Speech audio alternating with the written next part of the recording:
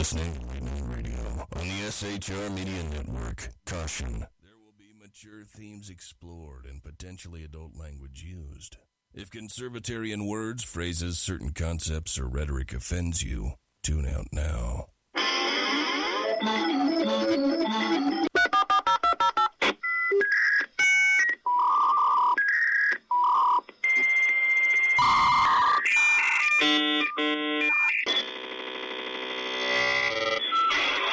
Uh-oh, guess what day it is? Guess what day it is? Huh? Anybody? Julie, hey, guess what day it is? Oh, come on, I know you can hear me. Mike. What day is it, Mike? Elmo, you magnificent bastard, I read your book. I drink your milkshake.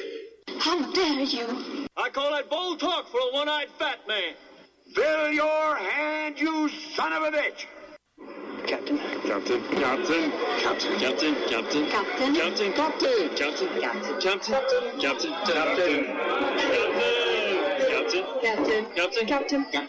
Captain. Captain. Captain. Captain. Captain. No, not yet. Not yet. Don't pass out on me yet. Terrain. Pull up. I would remind you that extremism in the defense of liberty is no vice. And let me remind you also that moderation in the pursuit of justice is no virtue. Of course you realize this means war. I have come here to chew bubblegum and kick ass. And I'm all out of bubblegum.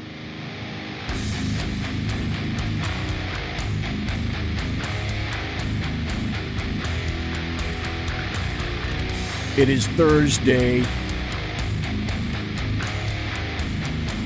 It's April. What? July? I was looking at April on the screen here. Okay. New page.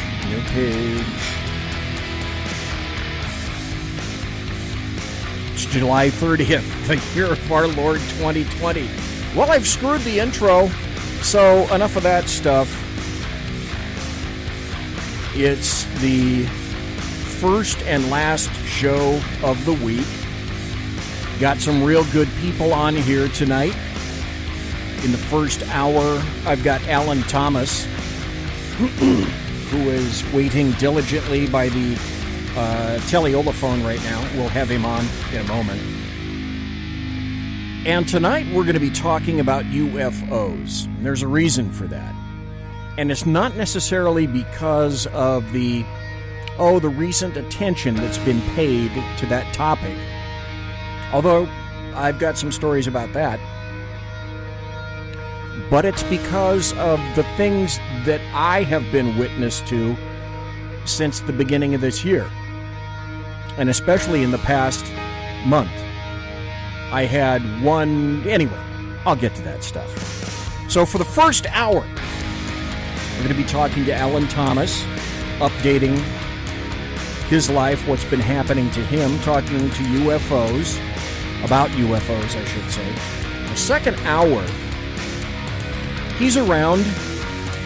No, actually, I'm more round. He's less round than I am. I'm in shape. Round is a shape. Sack Heads SHAUN is going to be here in the second hour. Got some very interesting stories to talk about. Some very good audio cuts to play for you tonight. So again, in the first hour, Alan Thomas, Sack Heads SHAUN. In the second hour. Then after that, I'm going to say goodnight, and you guys are going to have a great and wild weekend. Which is exactly what I will not have. So thank you for being here tonight. Let's see. Let me do this. Start over here. Pull this lever. Move that barge. Lift that bale. And say good evening to Alan Thomas. How are you, sir? Really good. How are you doing? You sound good. Excellent. Thank you kindly. Actually, you look pretty good on YouTube as well. I do. I look like I've lost at least, 75, 100 pounds. At least.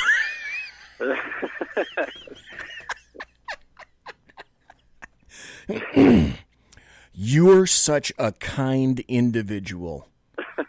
I had a dude. There was a guy, and I'll drop his name. He used to work with me at the FBI. His name was Jeff. And Jeff, every time we'd meet, I've always kind of been a heavy guy. I used to lift weights a long time ago in a galaxy far, far away. And I was always in pretty good shape. In patrol, when I was with the sheriff's department, I could bench about 330, 340.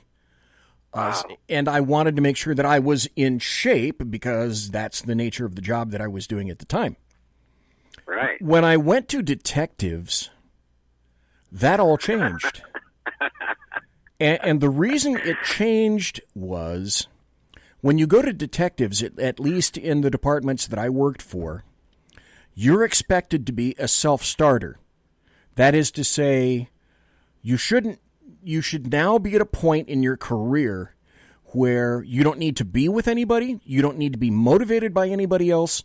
You either handle your cases or you don't, and you'll be relieved of duty, and they'll find somebody else who will. So what that meant was, unless you're on an assignment where you naturally have a partner assigned to you, like when I was on warrants, I got a partner. And he was assigned to me, and we went and served felony warrants all day. That's what we did. We had our box of warrants. One guy went to the front, one guy went to the back. And I guarantee you, nobody would do that job today with two people serving felony warrants all day. That's all I did in warrants. And then occasionally you would have a partner if you had a certain given case. But in detectives, you're on your own. You've got your own caseload.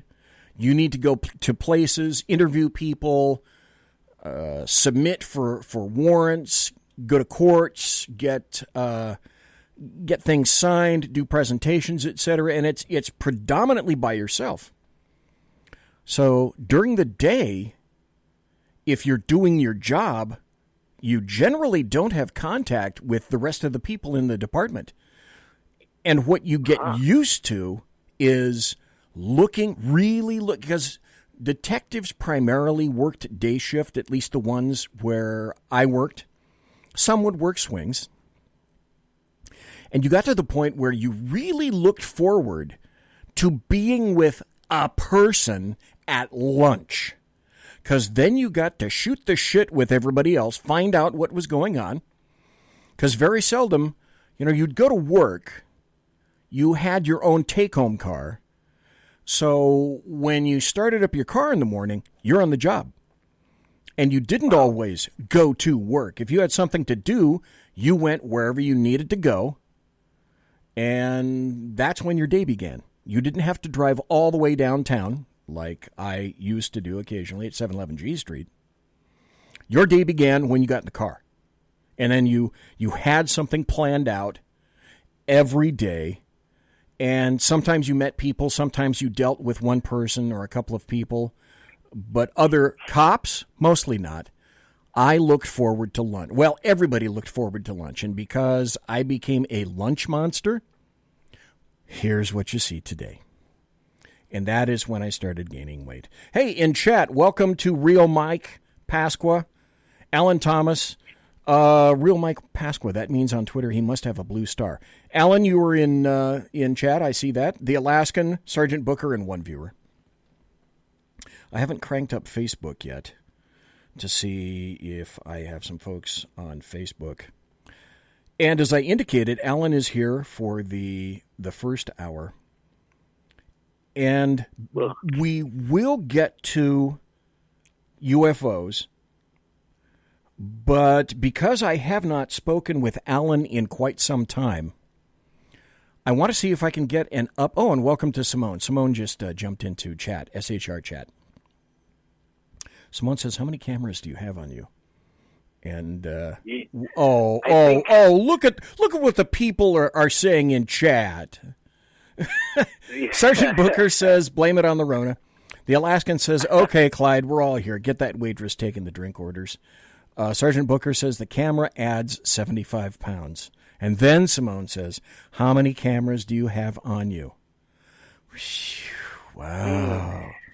It looks like you added some alien tech since the last time I was here. Simone. Anyway, I was going to tell you the guy from the FBI named Jeff. Every time he'd come across me, the first thing he'd say is, wow, BZ, you've lost weight.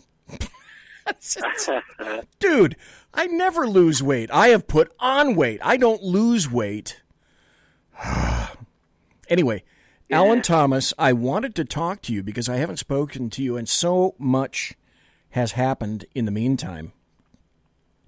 And we will get to UFOs, but now you're getting together more frequently these days with Jeff Gonzalez, and you and Jeff go out squatching. You have a certain place that you guys go.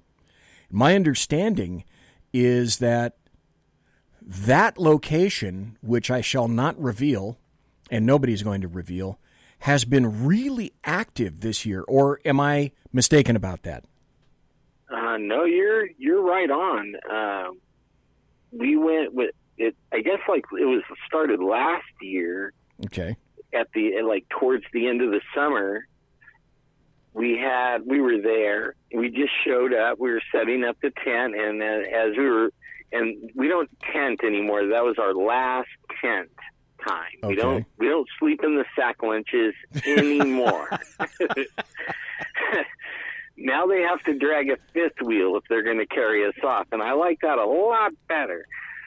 But we were setting the tent up, and within an hour and a half, about 50 yards away, in the same, probably 20-yard circle, 3 trees went down.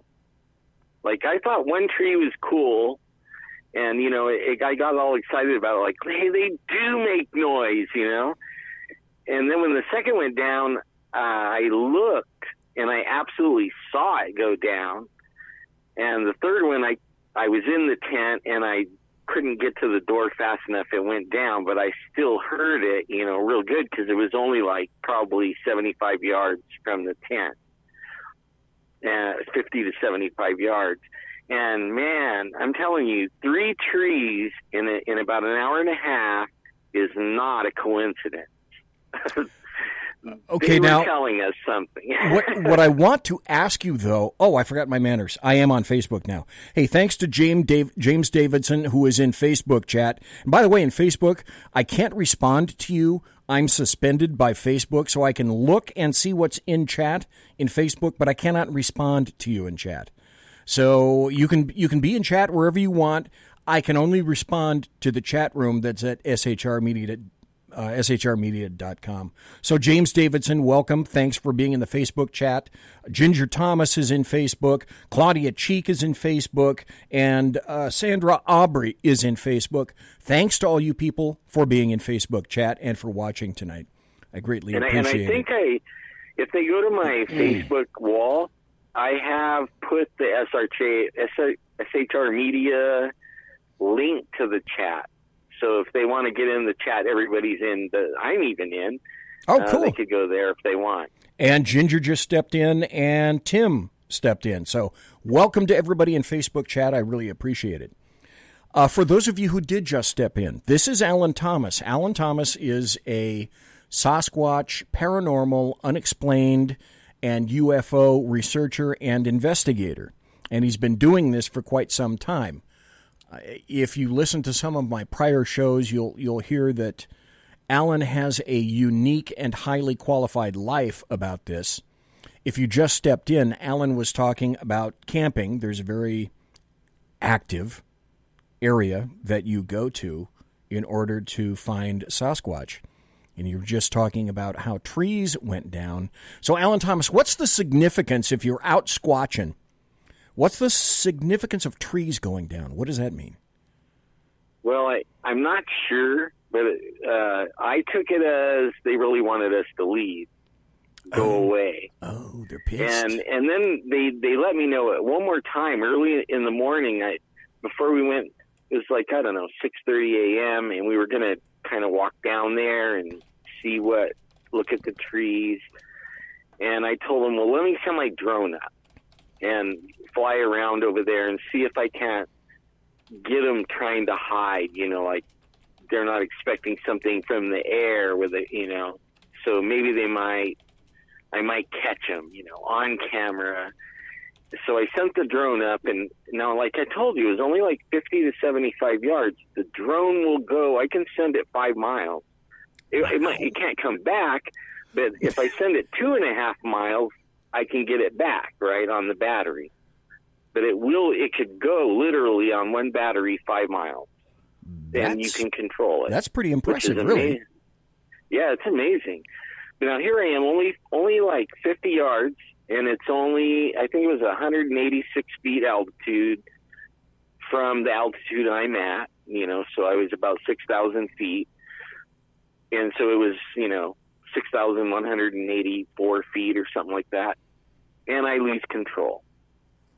And then whatever had control of it flew it and panned around and played with the camera, and then it all of a sudden, and I tried everything to get control back, and it scared me pretty bad. That was the first time I ever lost control of the drone. I've lost control twice now, and each one of them are in a highly Sasquatch area where we know they're there, Anywhere else I've flown it, I've sent it way down the river and back again and all kinds of stuff, and this literally freaked me out. I will not fly it there.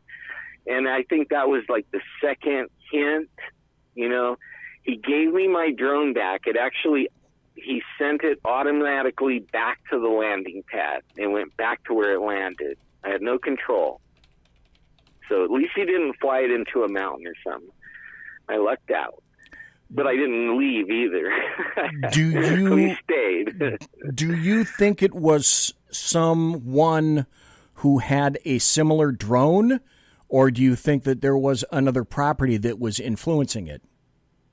It was something influencing it. There was nobody there. There's never anybody there. It's a pretty far away place, like out of the way. It takes us from where I live about 3 hours to get there. And there's nobody there ever except for the ancient big people. That's what I call them, because they have a language. We can hear them talking. We can hear them walking. They throw stuff at us. They scream at us. They roar at us. We've lost time there, driving down in there, and as we were approaching the campsite, we don't know what happened. Just 1 minute, the door locks are going crazy on the truck, and then all of a sudden, we're going off the road about a mile down. And he was like, "Where are we? I don't know, but we're going off the road." And then we realized we passed the campsite. We don't even remember going by it. All three of us. And weird stuff happens there. That sounds like what is typically known as lost time. And when I hear something like that, the first thing I think is UFOs. But you're in an area of high Sasquatch activity. Right. To whom or what do you attribute that, do you think? Well, we do on the game cameras. We put game cameras all over the place. Okay. And then Jeff climbs the tree 18, 20 feet up and sets up the game cameras. At one point, one of the other team members had a game camera, and he just put it 4 feet off the ground, facing a trail, but there, 30, 40 feet away was all trees. Okay, it was just a little clearing that he had there.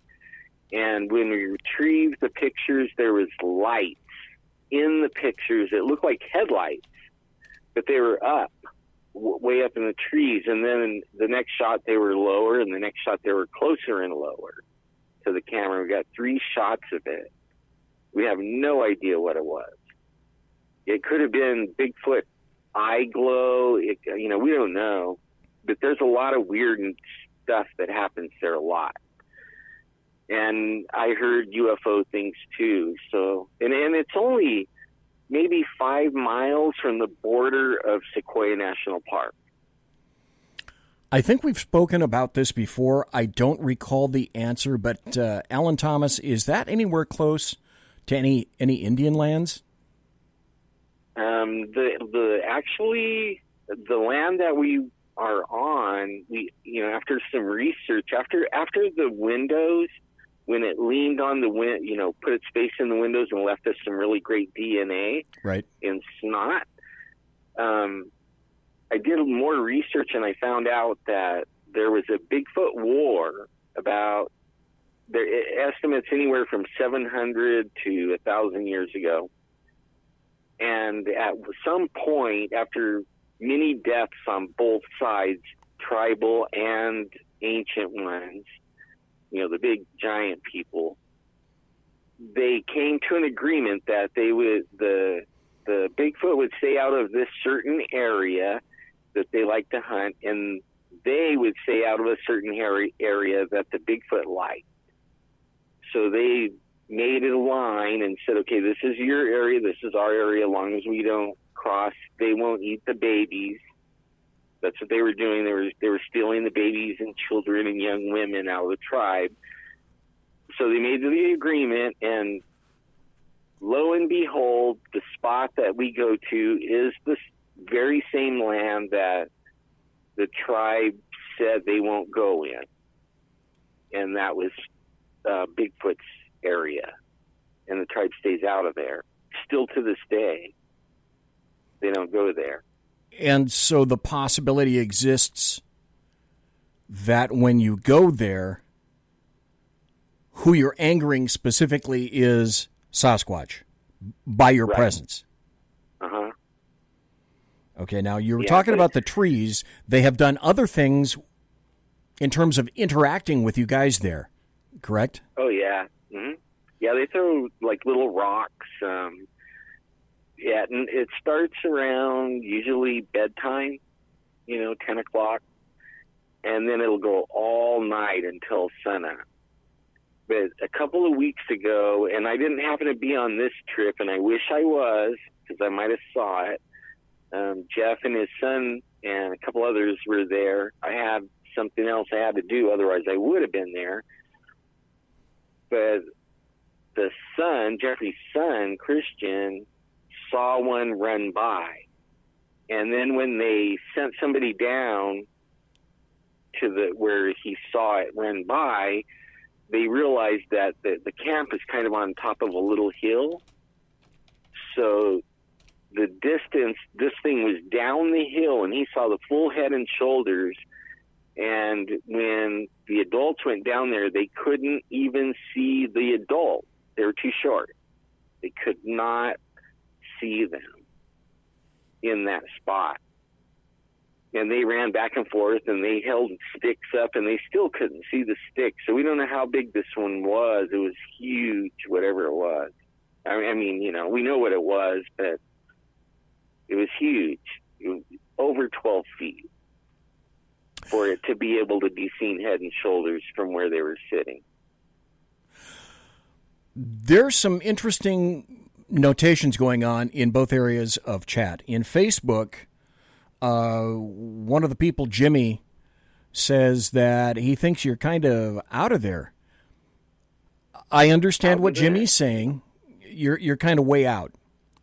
But I think Jimmy is new, and I think there's something that's very important that occurred in your life that people need to know about you. Can you, let's see, we had about 4 more minutes before the bottom of the hour break. Can you, 2 very unique incidents occurred to you,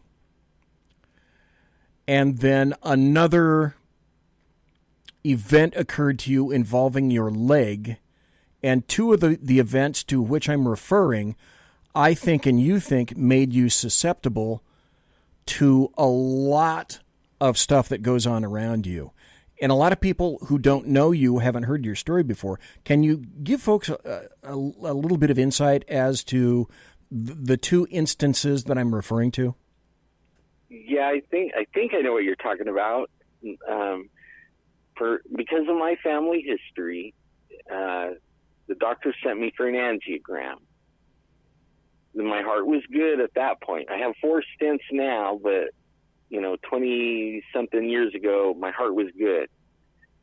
And they sent me home, but they didn't know they blocked the artery, the femoral artery, where they did the angiogram in the leg. Okay. So 8 days later, I was losing my leg, and I was back in there for them to remove the clot that they accidentally put in there. Okay. And I died in the surgery. And actually, I'm looking forward to going there again. It was a brilliant, nice music, all that stuff. But since that time, before that, I think I wasn't aware. I think I had it all the time. You know what I mean? Like, it was there.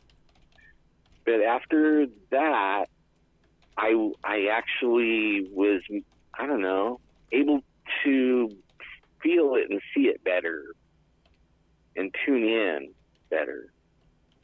So now I see things, like visions and stuff like that. And I have more instances with things, paranormal and also Bigfoot. And so that's those are the incidents right there that changed everything. Even though I think I had them before. I think when people are in near-death experiences, or perhaps even truly die and then are brought back, I don't know if you would agree with me, but it seems that makes you a lot more susceptible and a lot more open to a ton of other experiences that are just not so easily explained. Right. Folks. Yeah, I can't explain it myself, but it was, I tell you what, it helped a lot. When we go in areas, I can tell if they're there or not before we even see or hear or do anything. Okay. And that helps a lot, And isn't it true, folks, that each one of us have been involved in some kind of an event where we were provided with a premonition of fill in the blank. And after X occurred, in retrospect, you think, you know what? I remember either that coming or it was going to happen, and or I've done that or been there before. I think we've... Like deja vu, right? Yeah, like Yogi Berra said, deja vu all over again. And we will have deja vu all over again with Alan Thomas when we come back. I want to have Alan explain when we come back in a couple of minutes or so. I want him to explain what happened to his leg and the involvement of pain in his life. You have no idea the day-to-day challenge that Alan Thomas faces. Then when we discuss that, I want to get into UFOs, because this year has been really, really active for me. We're kind of done with Sasquatching, except for this. If you don't think that Sasquatches exist, I always recommend this DVD. Or I think you can see it on Netflix. I think it's still either on Netflix or Hulu, because these are some of the most impressive video captures I've ever seen. There's a dude named Todd Standing. He has a video called Discovering Bigfoot. Go find it. I myself was of two minds about Bigfoot Sasquatch. I watched that, and what Alan Thomas tells me today, I am a large believer in. And I don't mean large in terms of, 300 pounds. I mean a large believer in terms of, I think these exist. We'll be right back after this. Conservative media done right. You're listening to the SHR Media Network. From a public locker inside a dilapidated Long Island rail station comes a show designed to piss off liberals using truth, facts, and ridicule. The Lid Radio Show, featuring the conservative voice from the People's Republic of New York, the Lid himself, Jeff Dunitz. Tune in every Wednesday at 2 p.m. Eastern, 11 a.m. Pacific on the SHR Media Network. Go to shrmedia.com. At Lid Radio, we fight for the truth, justice, and a good kosher T-bone. If you don't listen, Hillary Clinton might sneak into your bedroom in her housecoat late at night and blame you for her election loss. It's the Lid Radio Show with Jeff Dunitz. For 50 years, I've seen the American people blinded by corrupt politicians, a lapdog media, and deceptive Islam. The one thing the elites fear is one man with a cane. I'm Dave Milner. Join me through Spreaker, iTunes, and SoundCloud, through SHR Media and the Western Free Radio Network, for half a century of experienced perspective on political and social issues, weekly on The Unpleasant Blind Guy. And catch me on Jeff Mitchell's EDL Radio on blogtalkradio.com. There's no surrender, ever. Because truth is not always pleasant. This is Shannon Wright of The Right Way with Shannon and Mike in the AM. Mike's not here, so I gotta talk fast. You gotta join us. Fall season. Getting ready to start up with a whole bunch of new stuff. News and food and politics and sports and entertainment and a whole bunch of stuff. But wait, Mike's coming. I gotta go. Remember, Shannon and Mike in the AM on SHR Media, Monday through Thursday, 7 to 9 a.m. Make sure you tune in. Featuring right thinking from a left brain and doing the job the American maggots won't. BZ is fundamentally changing America, one diaper at a time. Just when safety pin manufacturers are running out of metal for the diapers of the leftists, where the speech is free, but the drinks are not. The Bloviating Zeppelin's Berserk Bobcat Saloon can be heard every Tuesday and Thursday night, commencing at 11 p.m. Eastern and 8 p.m. Pacific, where pushback is a requisite art form in and of itself. Let your ossicles be truly liberated when you listen to the Bloviating Zeppelin's Berserk Bobcat Saloon, only on SHR Media Network. No ferrets were harmed in the making of this ad. Join me, Jack Alexander, for the Jack Alexander Experiment podcast, as I take a unique outsider's look at the issues affecting the USA. I fearlessly take on the issues that everyone else is too scared to touch. The Jack Alexander Experiment podcast is available wherever good podcasts can be found, like Spreaker, iHeartRadio, and Google Podcast. The Jack Alexander Experiment, because it's not a matter of left versus right, it's a matter of right versus wrong. It's your business diva here, Melanie Collette. I am inviting you to a front row seat as I discuss some of the most intriguing details of wealth and finance with today's movers and shakers in the world of business. Listen in and discover financial truths on a global, domestic, and household scale. Uncover topics that will impact your wallet today and in the future. Money Talk with Melanie airs Monday through Friday, 5 p.m. East, 2 p.m. West, right here on SHR Media and High Plains Pundit Talk Radio. You can't afford to miss it. Featuring the effervescent contrarian Sack Heads Clint, plus the unrestrained bulbosity of BZ, the Sack Heads Against Tyranny is a real chat show. Doubling your late-night conservative talk show pleasure with double the hosts, you can listen every Wednesday night at 8 p.m. Pacific, 11 p.m. Eastern. Please note, some contents may have settled during shipping. Member FDIC, batteries not included, warranty void in Montenegro. Conservative media done right. You're listening to the SHR Media Network. Ladies and gentlemen, boys and girls, children of all ages, welcome back to the Bloviating Zeppelin's Berserk Bobcat Saloon radio show, where I am broadcasting behind enemy lines in occupied California, always spelled with a K, 2 miles east of the locus of evil on the entire left coast, the Bill Mill at 10th and L Street, the Capitol Building, and it is truly the locus of all evil. If you happen to be on Facebook, like I'm not, because I'm on suspension for a month on Facebook. Hey, in Facebook chat, by the way, welcome to Jeremy Hansen, and also to QT. QT is now in the Facebook chat room. Welcome. That's a new person that I have not seen there before, so welcome. We're talking to Alan Thomas. Oh, before I do this, yes, I was talking about Facebook, where I'm suspended. Yeah. I'm coming back late August sometime, depending on whether Facebook plays straight with me or not. That's a story for another day. In any event, if you're on Facebook, go to the USGOA, U.S. Gun Owners Association. If you like the Second Amendment and firearms, etc., tactical advice, great articles, USGOA, U.S. Gun Owners Association. Become a member there. Quick, like a bunny. Do it today. In chat, Alan, Sergeant Booker, this is SHR Media Chat. Mike is in chat. Simone, the Alaskan guest 9346, who, as I said numerous times before, is infinitely better than guest 9345, who is a piker, and I don't talk about that guest anymore because 9346 is so much more superior.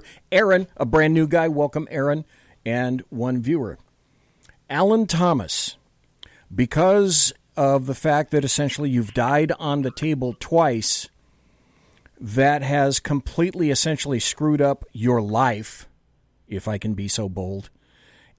And essentially you live in exquisite pain every day. And I, for the life of me now, cannot think of that syndrome or what it's called, but you are a spokesman essentially for that. And you help people attempt to get through that. What is it? What is that syndrome that I'm thinking of?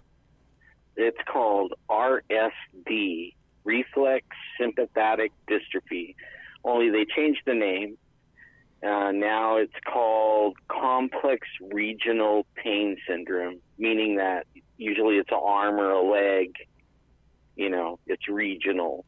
It's not all over. But it can spread, like from one leg to an arm, or from one leg to the other leg and then to an arm, or all arms.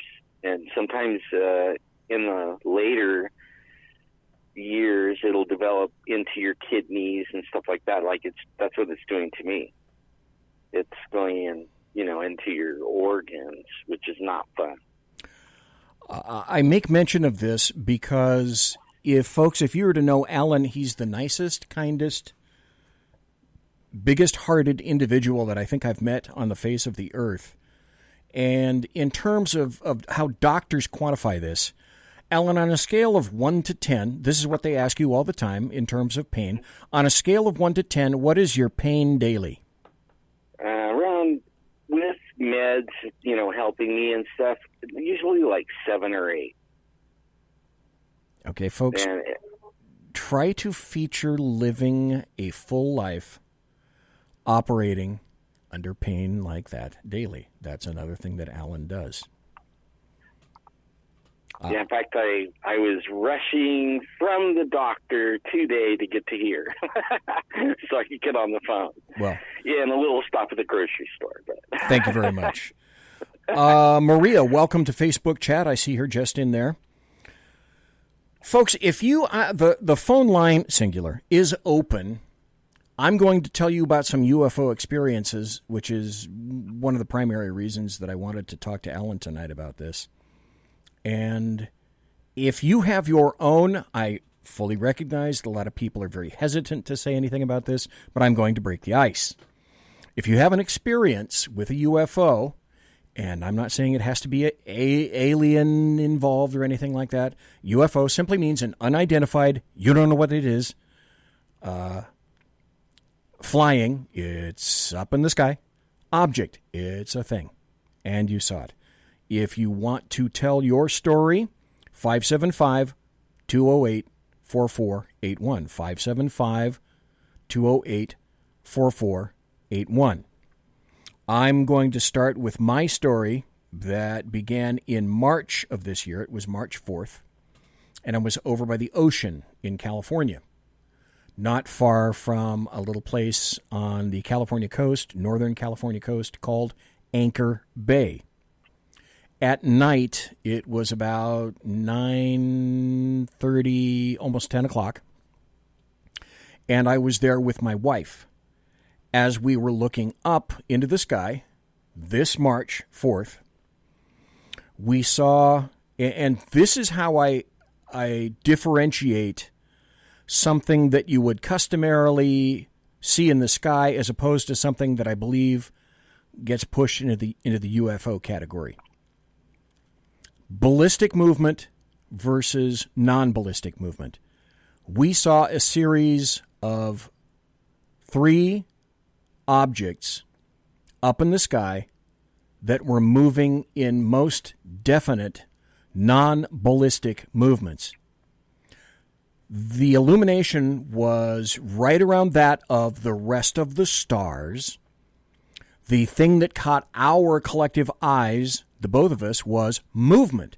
Now, years ago, I contacted a local zoo, and I said, in the animal kingdom, how good are human eyes at recognizing movement?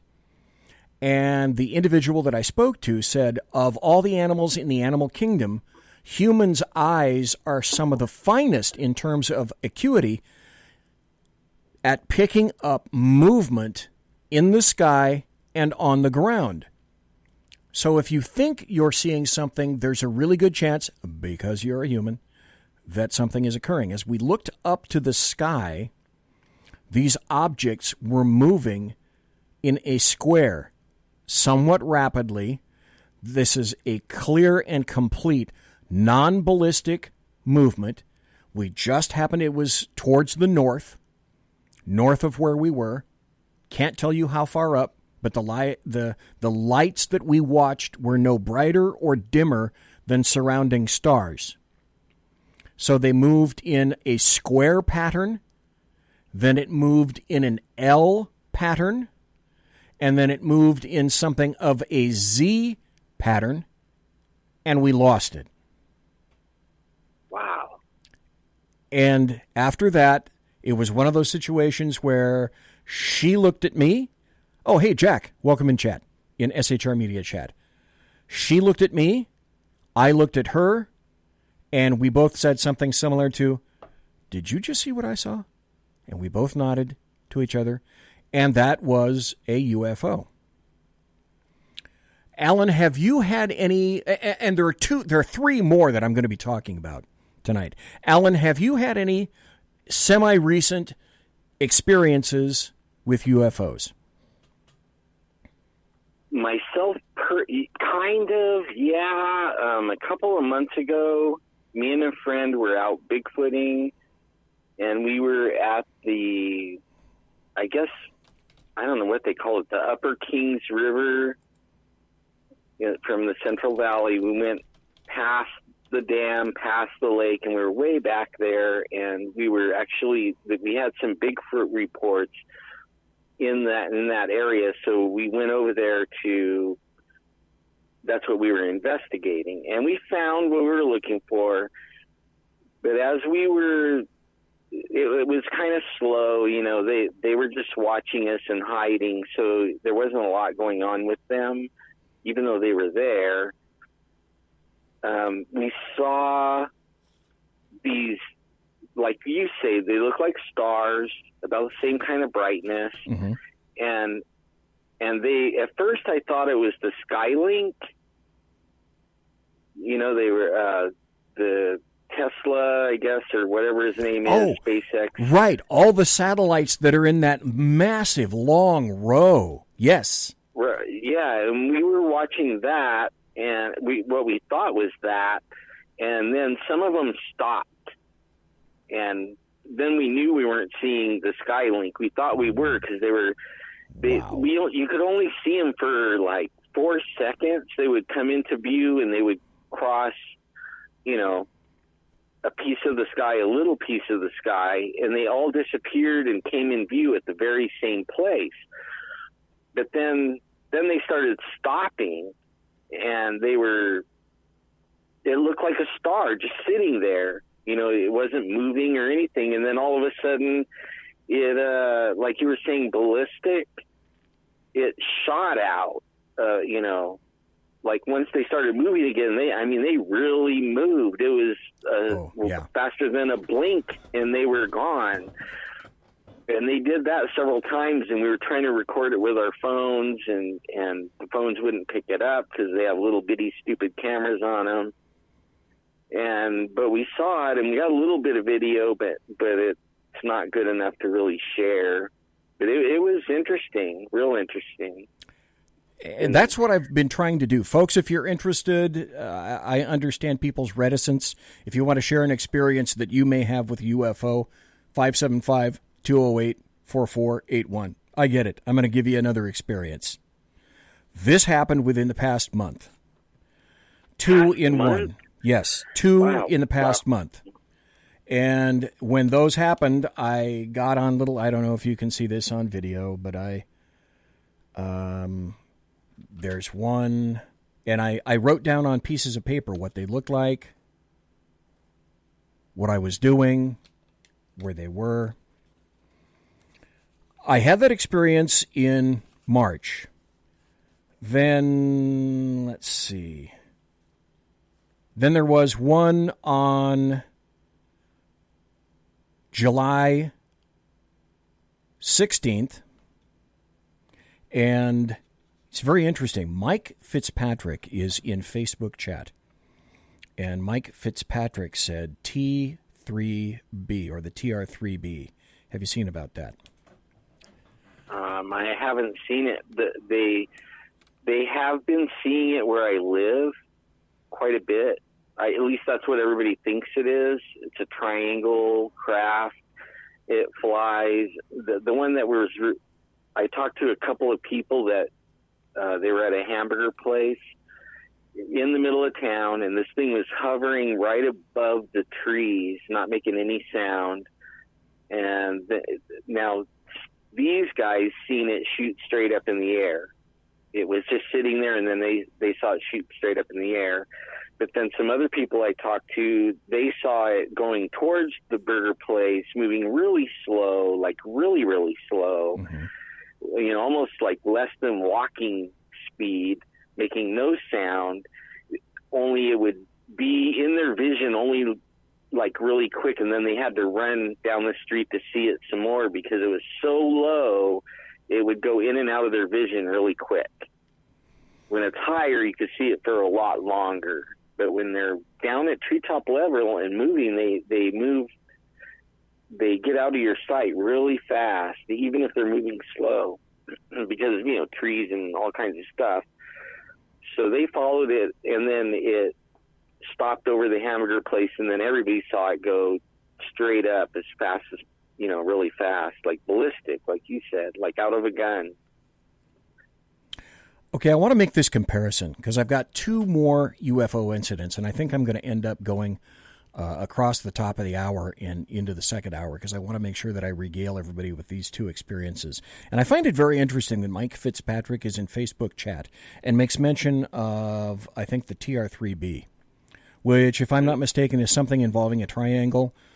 And Mike, I can't answer in Facebook chat because I'm on Facebook suspension.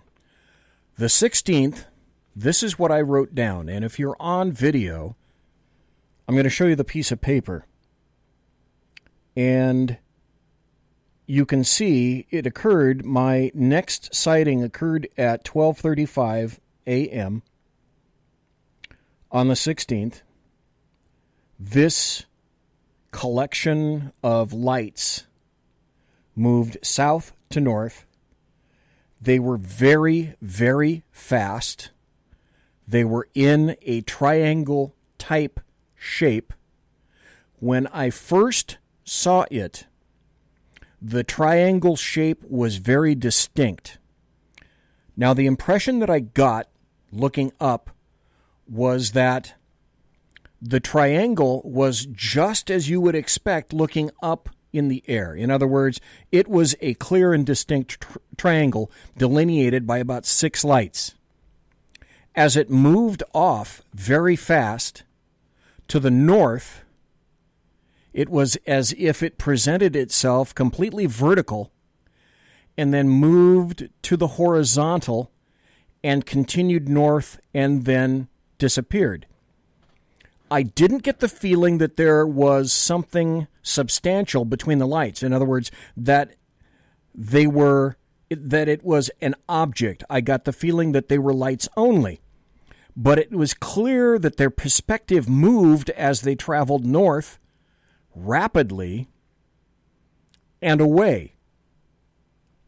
It was triangular in shape, and that's when I made this particular notation. That was July 16th. That was this month. Now, let me ask you a question. Like, I know you have these night vision goggles. It's funny you should mention that. Were you using those? Yes. During this point? I have some Armasight NVGs. Second or third generation. They're still green. They're not the black and white ones. They're the green NVGs. And they're not cheap. Alan has used them before. Alan and I went to a couple of places, and we used the NVGs to see some things at night. So Alan has used them also. Yes, in all my experiences in Sacramento, not at the ocean, but in Sacramento, I was looking at what I saw through the NVGs. And these clear up, because the light is so diffuse in Sacramento. There's so much light, ground light, that diffuses the air. It's not like watching this stuff in the mountains. And so the NVGs help to see movement and light. And my eyes pick up movement. And yes, Ellen, you're absolutely correct. I was using the NVGs, which again, this is why they stand out. Let me make this mention also. Folks, in terms of watching a movie, and this is how I want to relate it to you. In terms of watching a movie, haven't you seen a movie utilizing CG, computer graphics, where there's some kind of a background, and let's say a fake plane, not a real plane, but a CG aircraft or something that's in the sky that's moving, and it screams at you that you recognize this is CG and it's not real. There's something in the eye that allows you as a watcher to look at something being displayed in front of you to immediately acknowledge whether or not you pick up that it's real. Now, how many movies have you been to, folks, where you've seen something exactly like that? Maybe the background was correct and real, but you're watching a World War II movie and you know they don't have 75 bombers that they're flying around for real. And there's something that was in the sky that immediately your brain discerned as that's fake, that's CG. Now take that same ability to discern false movement versus real movement and start looking up. Start looking in the skies. Once I saw this one with my triangle, guess what the hell has been happening to BZ? Yeah, he's been out every night looking up in the sky with my NVGs. So I also now am becoming quite familiar with satellites, the International Space Station, because the International Space Station is predictable. You can go on various sites and find out when the ISS is going to be near you. And I've seen the ISS go by. And you can't miss it because it has a ballistic pattern. That is to say, your eye looks up and sees, yeah, it's moving in a ballistic pattern, and that seems about right for me. And the ISS, if you've never seen it before, is really bright. You would be surprised how bright it is. And I've also seen, Alan Thomas, that satellite train. I saw it once. Oh, the Skylink. Yeah. I've seen it once, one night. That was it. And it was so weird because it was as if, Jesus Christ, do these satellites ever stop? They kept coming and coming and coming. But I believed what I was seeing because they were proscribing a ballistic line, an arc that seemed completely natural to me. Yeah.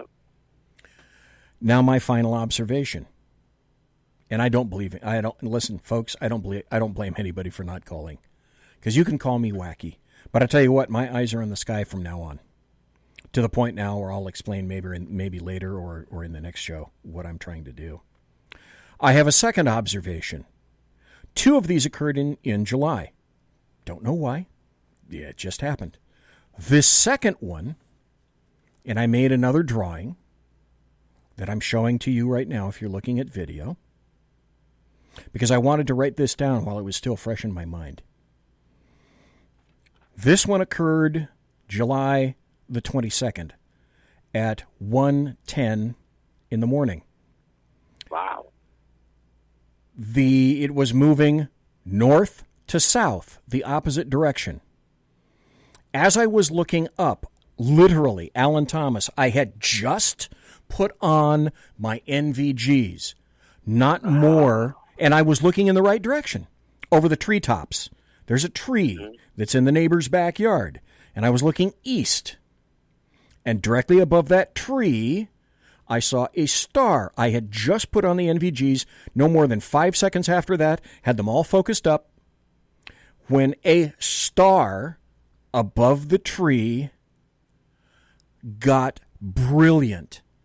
It was more brilliant. If you look in the night sky, you're going to see, you'll see two planets together. You'll see Jupiter and you'll see Saturn.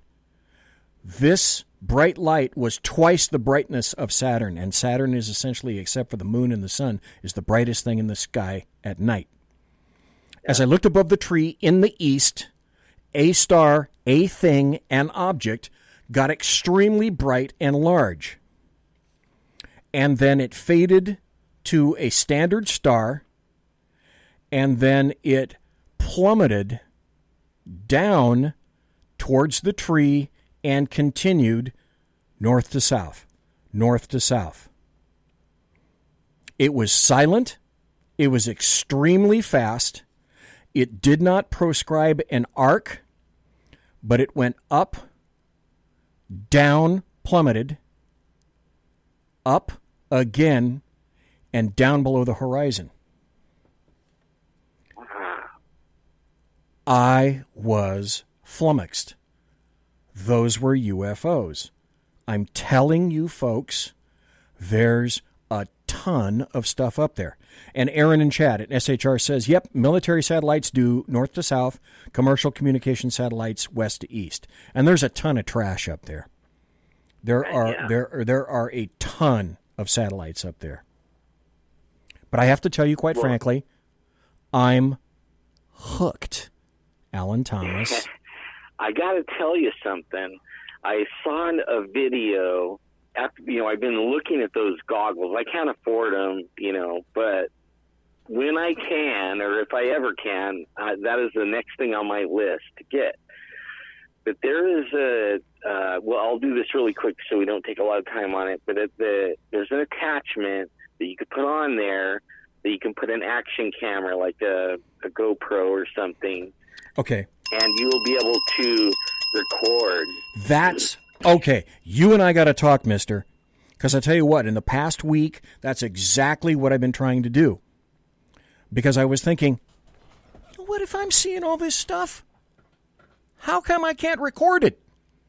How come I can't find something that will provide a good quality representation on video of what I'm seeing? Because it's pissing me off. If my goal was to start a blog, start a new blog, and call it Skywatch or Watcher of the Skies or blah, blah, whatever the hell, something like that, and post video of all the things that I'm seeing. I'm telling you, folks, this is fascinating stuff. There's more crap happening up there than I can certainly explain, and you'll see the natural stuff.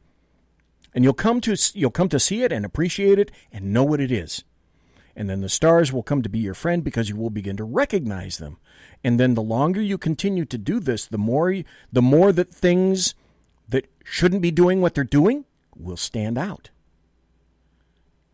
And now let me ask you a question. Okay.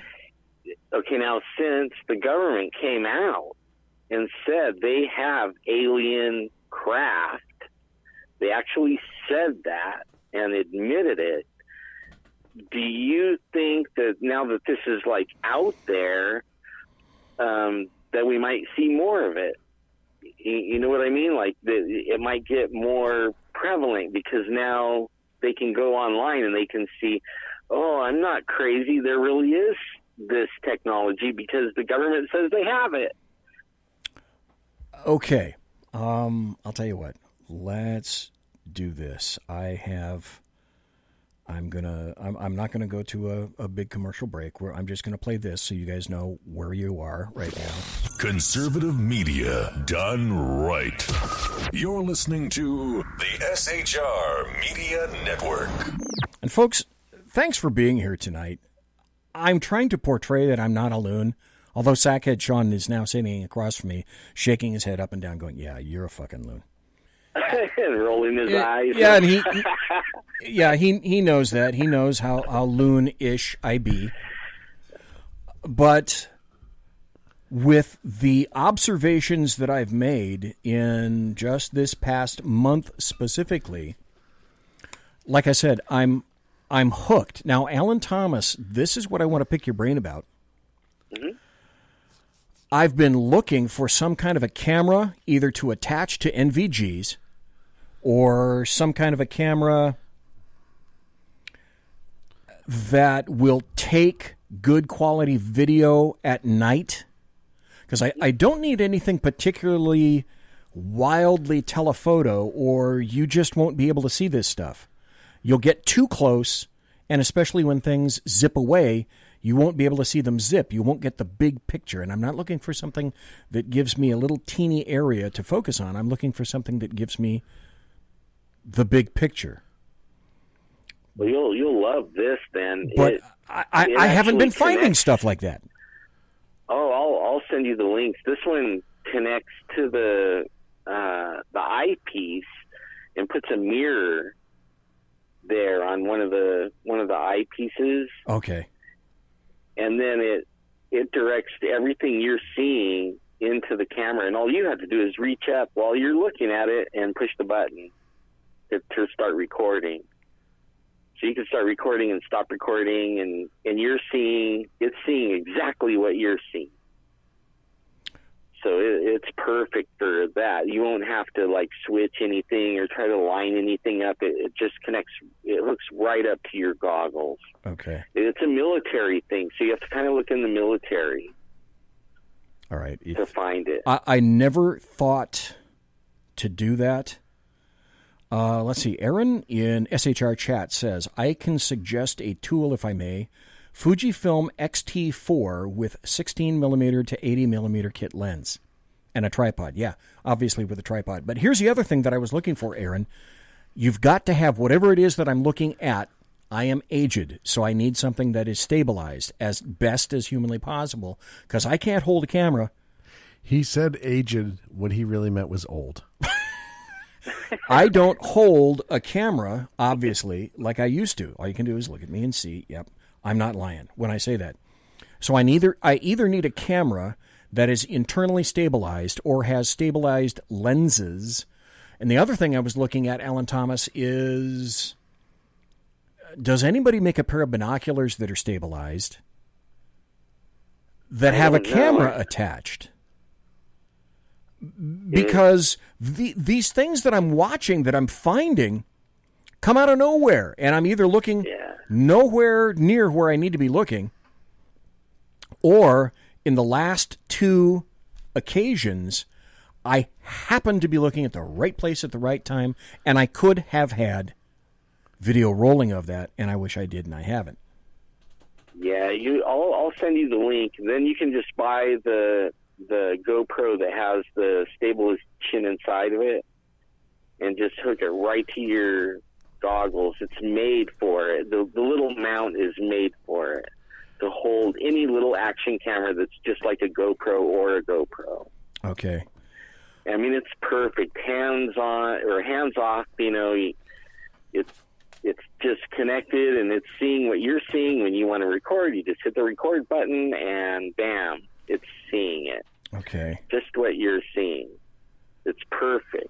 In fact, when I first saw it, I thought of you and I thought, oh, you probably already seen that, No, literally, Alan, I've been looking all over the place for something to be able to film this stuff because my end goal was to be able to provide some kind of a semi-accurate video that people could look at and say, you know what, I'm starting to see the same stuff that you are. I'm telling you, folks, there's stuff going on up there.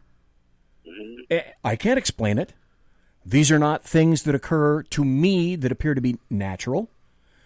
Some have ballistic movements. You'll be able to tell exactly what they are. The ISS, the train, various satellites. You'll see satellites. You'll see a ton of satellites.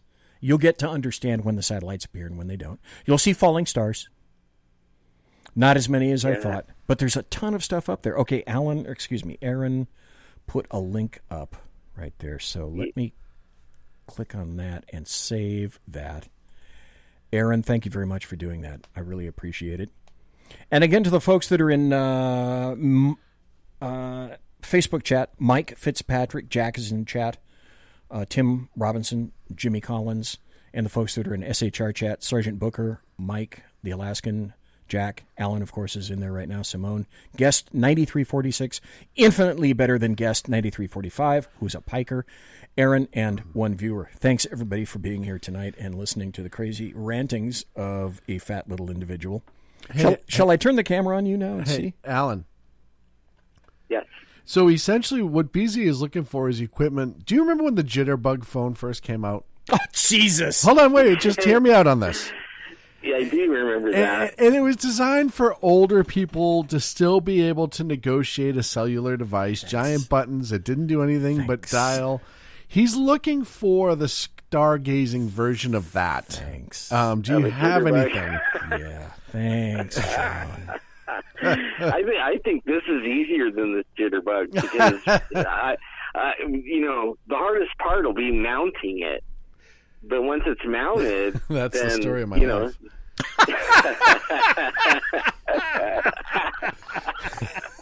Sorry. Oh, man, we have similar swords. I couldn't let that go. No, that was too good to pass up. Infinitely too good to pass up. So you're saying if I do have a GoPro, I got a GoPro 5 Black. So apparently with it. Now, the other thing, I don't know if you recall, I have kind of an unusual NVG pair. They're, Armacite. They're made in Estonia or Lithuania or some kind of a funny East European country. One of the Slavic blocks? Yeah, one of those. But it's got a binocular sight into a monocular. I've seen that. Right. So, and I don't know, have you seen my NVGs? No.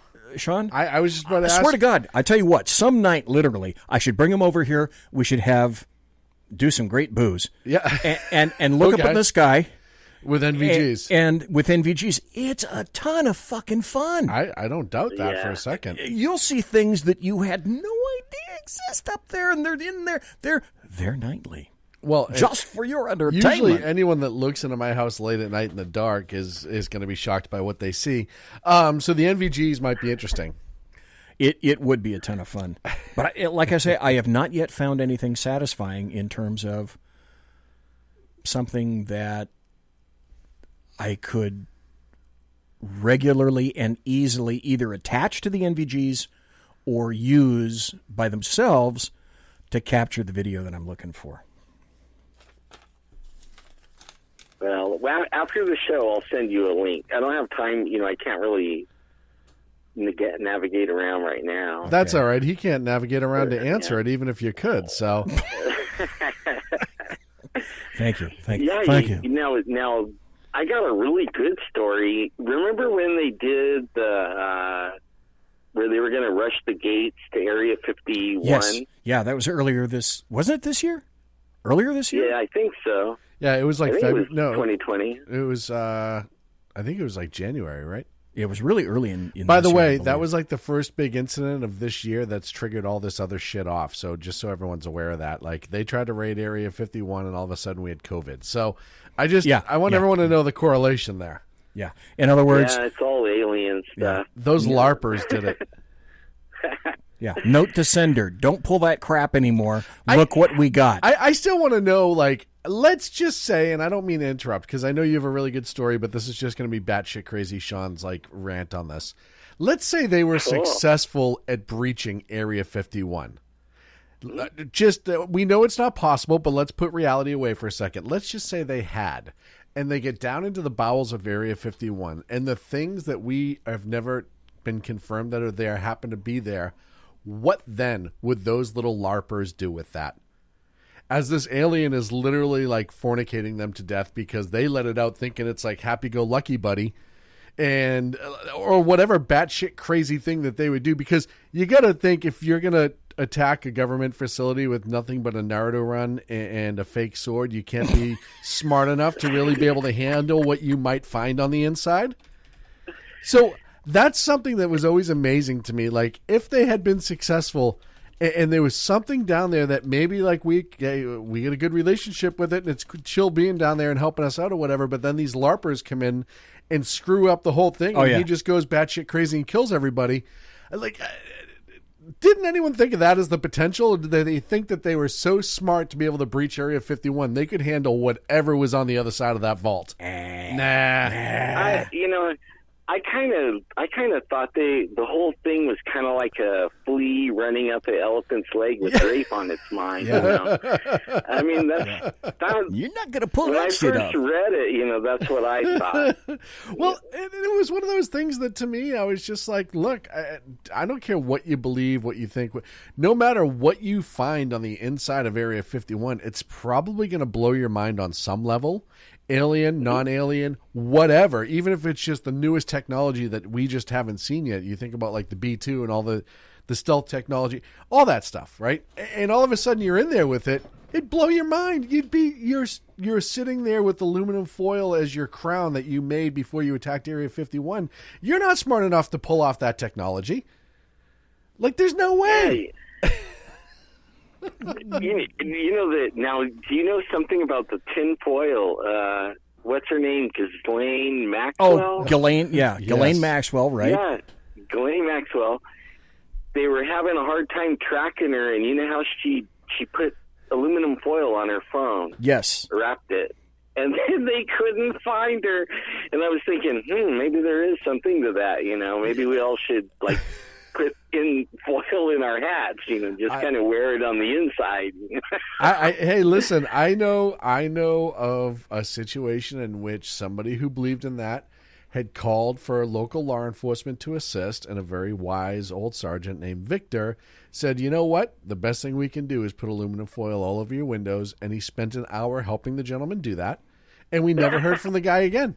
And he was calling on the regular prior to that the FBI was sending all these radio waves or whatever, and he went over and he helped him put tinfoil all over his windows, and amazingly, it ended it. So maybe there is something to it. See, I just call that a good public service.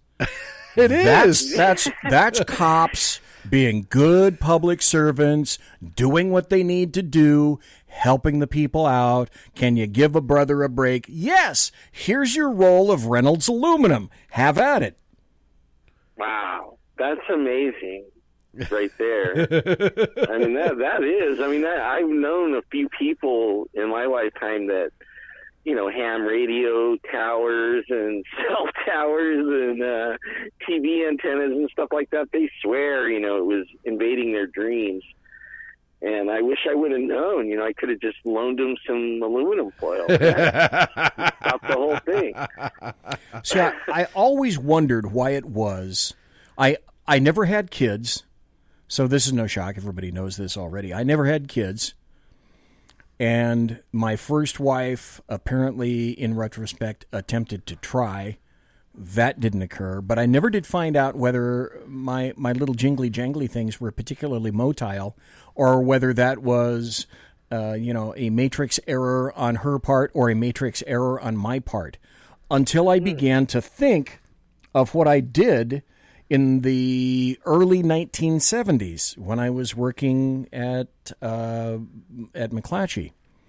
A long time ago in a galaxy far, far away, there used to be one major tower that all the broadcasters and TV stations had, and it was south of Sacramento in Walnut Grove, and it was called specifically the Walnut Grove Tower.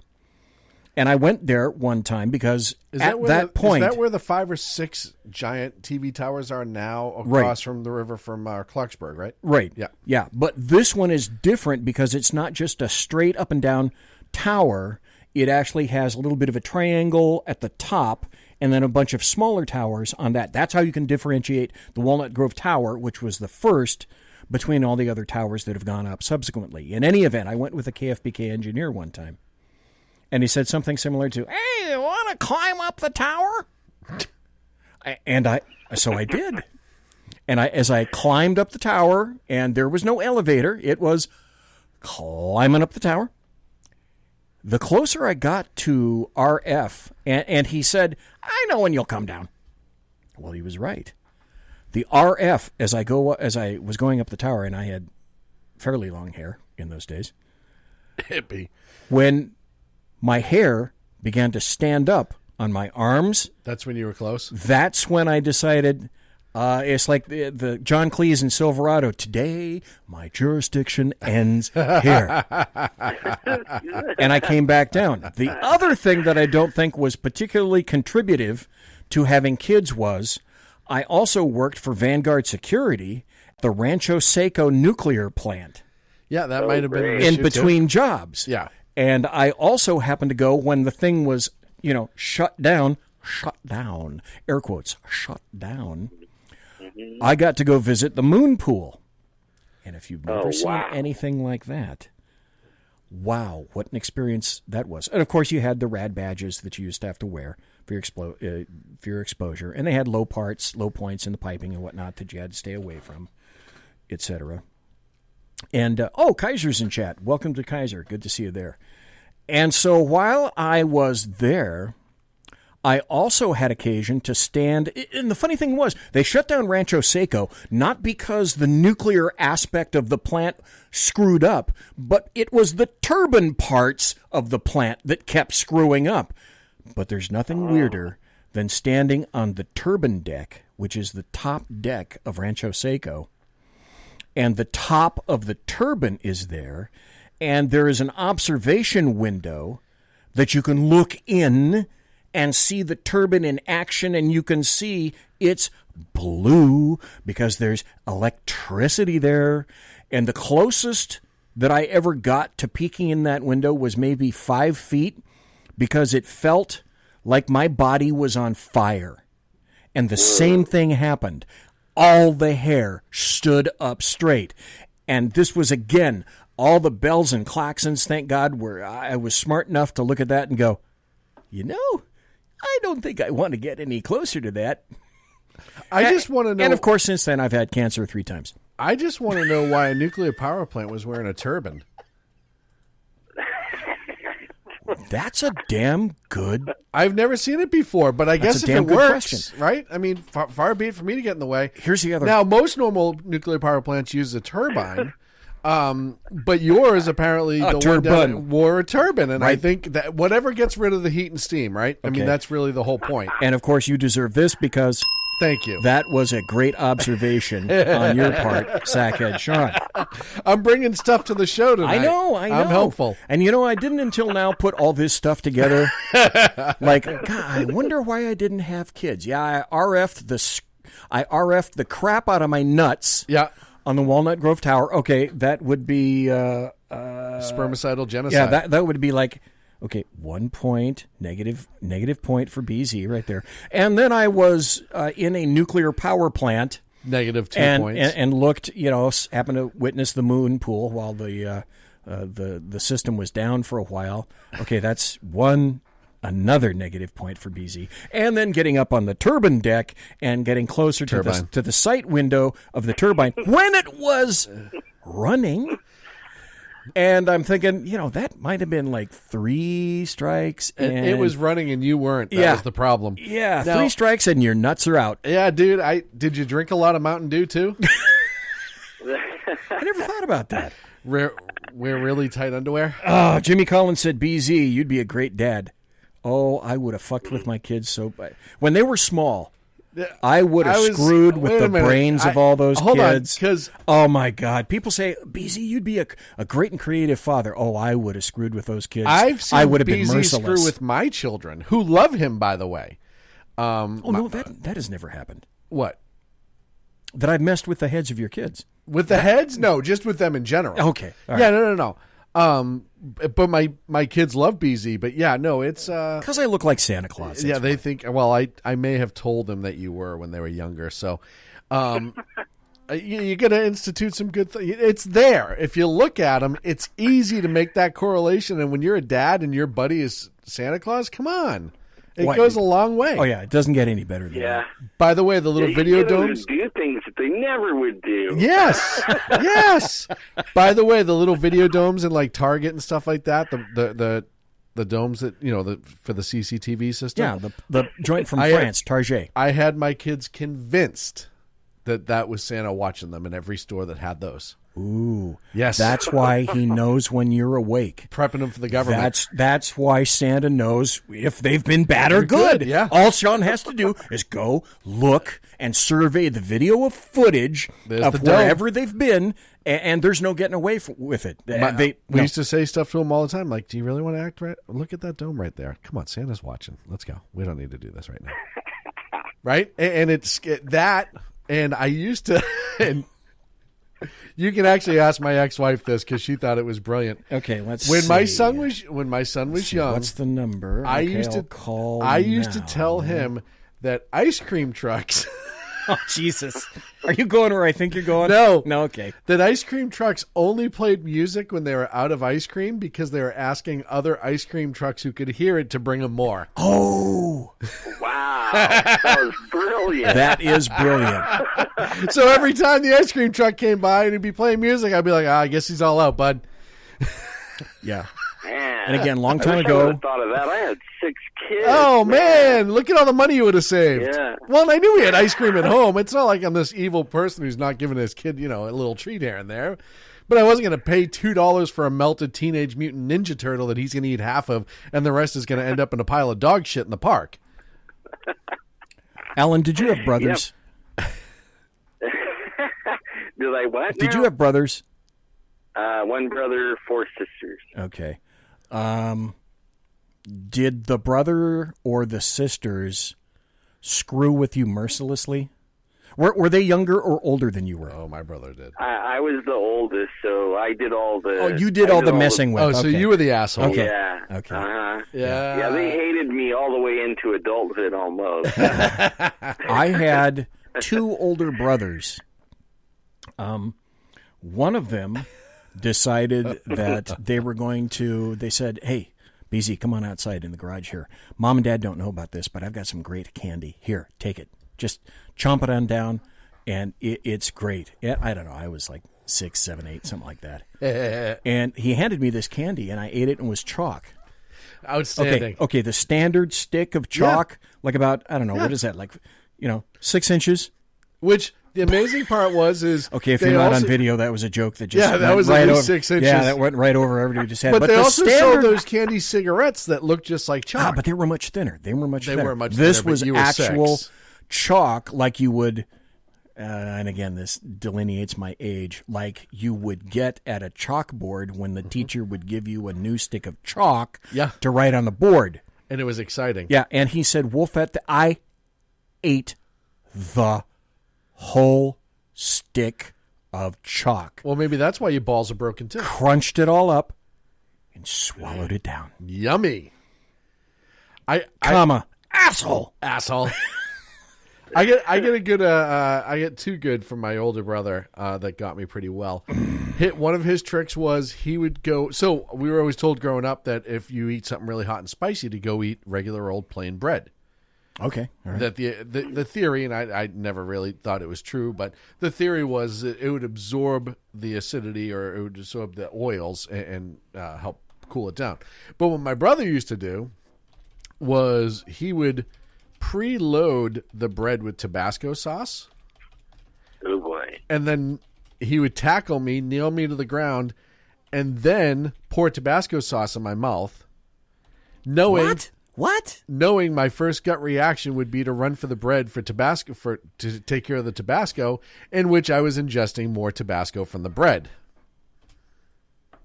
It was absolutely brilliant. That's diabolical. Wait, it gets better.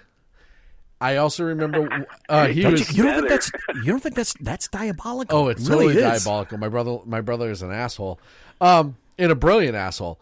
But the other thing I can remember, I was probably about 7, maybe 8, and he was making. My parents weren't home. He was making milkshakes, And for him, my two sisters, and then he said to me, "You want a milkshake?" And I said, "Yes." What I did not know, as I was watching him make everything in the blender, is he did not put more ice cream in. He put milk and dish soap. So when I went to take that nice big chug, yeah. Everyone asks why I'm flinchy and I'll swing back really easy. There you go. Yeah, I definitely that one would last a while, like even the next day. Oh yeah, no, it did. It did. There's a reason I swing back first and ask questions later, because I just eventually you got used to it. That was just my older brother was brutal. Yeah, that is pretty brutal. Okay. After the Tabasco, you were probably going like, "Come on, milkshake." Yeah. And the other thing he figured out, we had one of those old shop vacs that you used to be able to reverse and make it blow instead of suck. Those were powerful. Super powerful back in the days. Mm-hmm. And my parents had this big jug of pennies that they saved. My brother, in his infinite wisdom, and I will give him credit for this, learned how to load pennies into it and shoot it at us like a Tommy gun. Whoa. Those sons of bitches hurt. Oh, I bet they did. Oh, yeah. Especially if it's a quarter. Oh, in the head. Oh, I'd be covered in welts. Dunk. Okay, man, I wish I would have thought of that. That's a good one. Okay, Sean, I got to ask you this. Mystery caller, by the way, come on in. Are you there, mystery caller? Yeah, BZ, it's Kaiser. How's it going, brothers? Hey, good. I got to ask you this, and I was going to ask Sean. I just haven't gotten it till now. We've been riffing back and forth. The rest of my show is trash. I know I'm not going to get to it by now, but that's cool. That's the cool thing about having a show. You can do anything you want at any point that you want. But for the first hour or so, I was talking to Alan about UFOs, and I know you know Alan, and Alan knows you. So since you're here, and Alan has already indicated some of his UFO stories, and then I don't know if you heard or missed it or not, I had some brand new UFO stories that occurred just this month that I talked about. Kaiser, is there anything that you can add to the conversation in terms of, have you seen anything that fell into the category of UFO, and if so, what was your experience? Well, I've seen a couple things, but the only one that I ever tell that nowadays is over in Okinawa, Japan, as an MP. Okay. I got called to a warehouse because the guards called in and said there was something in the building. And, of course, I'm the new guy, so they throw me out there to go respond. Perfect. And it was for PWR, Preposition War Reserve, and it's stuff to ship for wars in the Asian theater for Marines. Anyways, I was in third FSC at the time, my last year. And so I go rolling up to the warehouse. I told this story on Art Bell. And these two dudes, the black dudes, if you've ever seen a black dude seasick or dead, they turn like a gray. Yes. They lose all their color and except the modeling on their back or side or whichever way they fell. Where all the blood drains. Anywho, so I go in there and the white guy's just, I've never seen somebody so pale as that white guy. I mean, no color.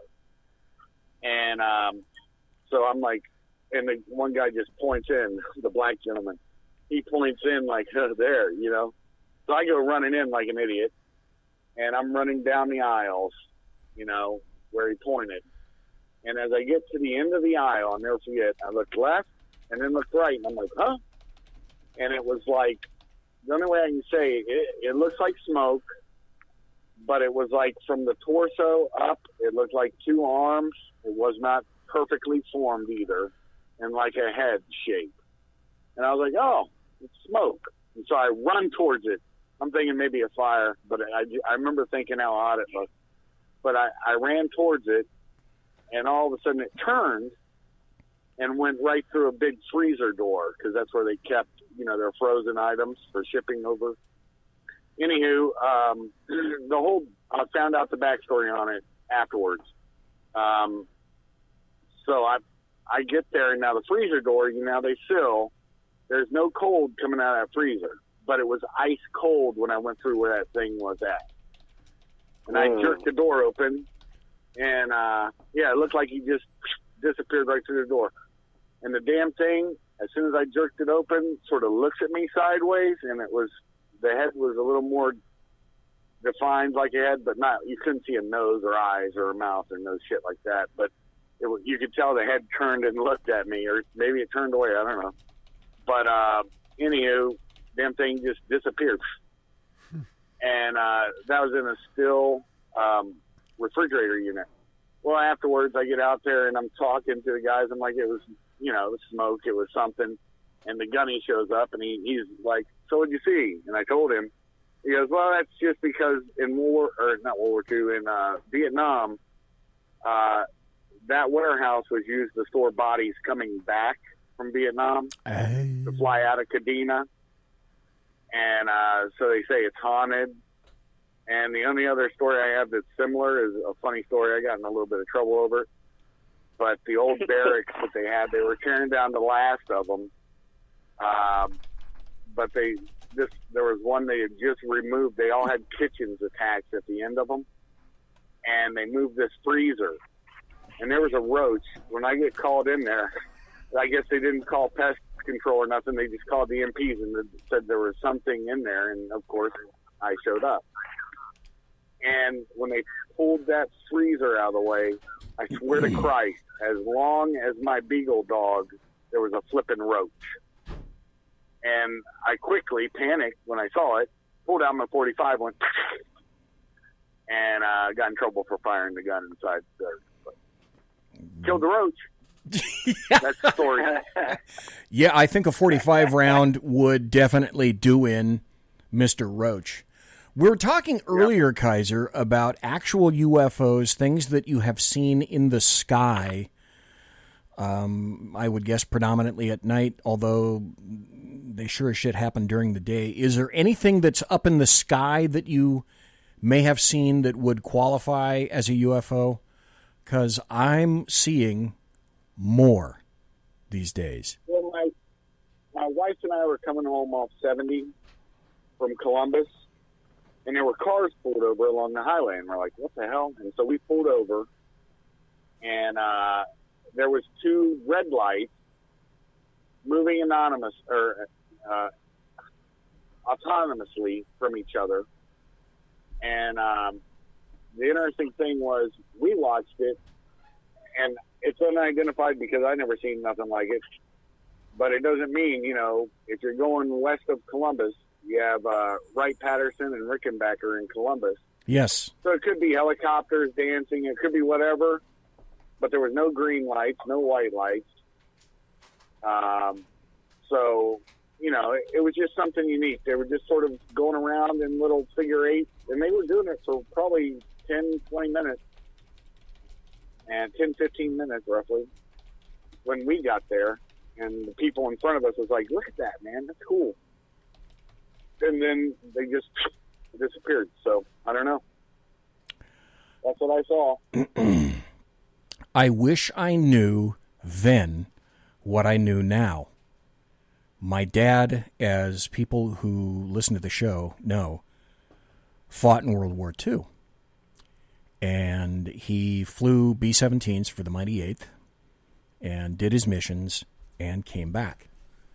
And he would not talk to me about what had occurred to him. He brought some items back with him from the war. One of them was a firearm that was marked all up in various German markings, a Walther. So he did bring some things back from the war. When he came to the United States after he completed his missions, he became a flight instructor in a B-25, which is so weird because they put him in B-17s. Anyway, having said that, he was in the U.S. Army Air Corps, the U.S. Army Air Force, and the U.S. Air Force.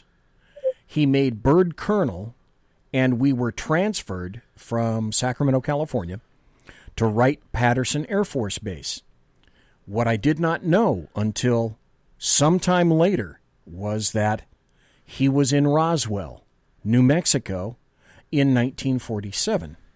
He was assigned to Roswell. Now, at the time, Roswell was just a little dinky air base. I don't even think it didn't. I think it was just called Roswell Field. There was no Air Force base. Right. Then he was assigned to Wright-Patterson Air Force Base. My dad wasn't around all that much when I was growing up. He went to the Pentagon quite a bit. He went to all sorts of bases all around the United States. But for his final, 3-4 years, something like that, we lived on base at Wright-Patterson Air Force Base. And colonels, as everybody knows, especially you, Kaiser, would know this, colonels in the Pentagon are a dime a dozen. Colonels shine... like private. Yeah, colonels shine generals' shoes, essentially, because the Pentagon is rife with admirals and generals. That's just the nature of the beast. He was a bird colonel living on base in this... The home in which we lived was 4,000 square feet, 2 stories with a basement, brick, and it was only for generals. And we had... The guy next door was I can't think of the guy's name. I think it was Deschelle or something like that, who was the head of the hospital at Wright-Patterson Air Force Base. Or it was the chaplain, one of the two, I can't remember. But he was a fairly high-ranking guy. And we had generals over to dinner all the damn time. But I didn't put 2 and 2 together about any of that until after Dad passed. Number one, Dad never would talk about any of that stuff. Never. I started to try to get him to talk about it on a cassette recorder, and then he kind of lost interest in that. While I was on Wright-Patterson Air Force Base, if only I knew then what I knew now, I was probably, because I used to ride my bicycle all over Wright-Pat. I was one of the few guys that got to, before it became an official museum, and they were able to put this in there, I got to sit in the XB-70 Valkyrie. Oh, wow. When I was a kid, because I used to go to that place all the damn time. And they got tired. They either got tired of me or they liked me. I'm not sure which. But I actually got to sit in this thing. And it was, oh my God, you can't believe how cramped and how small that thing was. But at Wright-Patterson Air Force Base, at the time, this was 71? Right around in there. 69, 70, 71, I think. Hangar 18 was there. Fortec was there. Fortec is the Foreign Technology Division that some people theorize was started to analyze what it was that they found from Roswell and subsequent findings. I was this far from who knows whatever the hell they had on Wright-Patterson Air Force Base, and my dad was in Roswell, and my dad was in the Air Force. So I always wondered afterwards, because I'm stupid, I'm as thick as a brick, I never put it together that my dad, as a colonel, somehow got sufficient privilege to live on base in this beautiful house. And the linkage that I put together was, did he have something to do with Roswell and Wright Field at the time, that somehow this was a end of career, nice payback for him?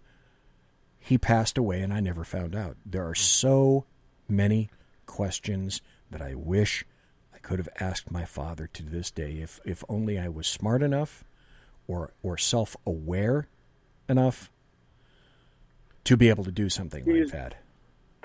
BZ, when was the last time you were at Roswell? Or not Roswell, Wright-Pat? We left in... No, I mean, did you go back to the museum as an adult? Oh, no. Ever? No, I never did. I always wanted to go back to Ohio. I never made it back to Ohio. Vortex still exists, and that's the same building. And it's down there. They made 2 new additions. They have the Presidential Aircraft Museum now. Right. And that's on the outside. They built like a whole different thing. Right. And then they have their, what they call their space and future stuff. Right. They have outdoor static displays, too. The museum is beautiful. Oh, my God, it's gorgeous. Oh, yeah. It's like the Smithsonian. They've changed it. It has less in it now because they wanted to make it. Anyways, it's not as good as it used to be. How it used to be all crammed and compact, even though it was massive, so you could see everything. Now there's a lot of gaps and things, and it's not even put up in a sensible way. I just went a couple years ago, but yeah, Vortex still there. And I had a friend of mine who actually delivered special bricks to Wright Pat back in the I think it was the 70s. He's an older gentleman. Mm-hmm. He's passed away now. Anyways, he had told me that he believed that's where they had the Kecksburg Bell put, because he made the delivery to Vortex. And I guess there was a hole, and they were taking pallets off of his truck of this special brick. I can still remember the address of that place, and I've tried to Google it to see if on-base housing is still there with all those beautiful brick homes. The address was 444 E Street. I will never forget that. It was friggin' gorgeous. Beautiful home. And in that home lived the world's most evil cat. My mom got a barn cat, named it Sam, and it clawed up her arm, it clawed up me, and I think Dad just, air quotes, got rid of it one day. What an evil piece of crap that was. Did you ever go to Fort Knox? No, I didn't. But the funny thing is, I'm going to do a show on Fort Knox sometime next week. It's Fort Knox. Funny you should mention that. No, it's just funny you should mention that, because I was going to go over that very shortly. And Demi, the studio cat, is in the studio. I heard her meowing, and she's over by Sean. I have a really funny story about Demi, the studio cat. Well, let's hear it. So the neighbors. So for everyone who doesn't know, Demi's not anybody's cat. Demi is her own. She's autonomous. Nobody owns her. She strong arms what I believe to be at least me and one other household into food. She goes back and forth across the street. And she comes and goes as she pleases. I theorize that she probably has other houses that she strong arms into food. Why not? But I'm the one who gets the dead rats every second day. I'm good for 2 or 3 dead rats a week from her as her trade off. That's her thank you for letting, and she lets me live is the other thank you. Because she doesn't smother you in your sleep when she could. She's a psycho, and so the neighbors across the street, younger couple, say, "Hey, do you know who owns the brown cat that runs around outside all the time?" And I said, "Demi?" And she was like, I said, "Is it a calico?" And she's like, yeah. I said, "Yeah." I said, "Nobody really owns her." And she's like, "Well, she's been like coming around the house, and we're thinking about like maybe just having her come in, and we've been leaving her out food and water." Yeah, she knows when to come by. And I said to her, I was like, "You realize you're number 3, right?" And she was like, "What do you mean?" I was like, "Across the street gives her food. She has food here. She has food at your house." I said, "She wants you to think that she wants to come in. She only wants to run your life." This thing wakes me up all night, coming in, coming out. She's a pain in the arse. And so she's got more people bamboozled. So I always believe that whatever I know, there's probably double that many people that get suckered into feeding this animal. Oh, she's not small. So and we're up to 6. She's not skin and bones. No. So she is certainly what I would call adequately fed. Oh, yeah. I mean, well, the rat population around here, too, is pretty high, so. Well, not around your house. Well, not here specifically. But the dead rat population, perhaps. She keeps bringing them. But the live rat population, not so much. Didn't she scratch a hole in your screen? Yes. And she can come and go as she pleases? Yeah, so that's a demon cat. I have on my deck. That's a demon cat. I I'm have telling a you right screen now. and a slider. So on the nice nights, I like to close the screen, leave the slider open, and I'll sleep like that. I'm not afraid of anything. And Yeah, so one night I must not have heard her or whatever, but she decided to put a slit into the screen to help herself coming in and out. So she was really doing me the favor. Now I don't have to get up to let her in. She was just helping out like that. What you didn't know and what you hadn't seen that night is she pulled out her own folding Spyderco in order to do that. Cut the screen and then secreted it someplace away where she can get it again. And that's why I told Sean, I said, do not leave plastic bags out for either food or wrapping food or those big plastic bags that you put over clothing from the dry cleaner. Yeah. Never leave those plastic bags out because she will smother your ass in your sleep. I say it all the time. She's one of those cats that if I came into the house and there was like 2 people tied up and shoved under the bed and she just looked at me like, don't ask me any fucking questions, I wouldn't.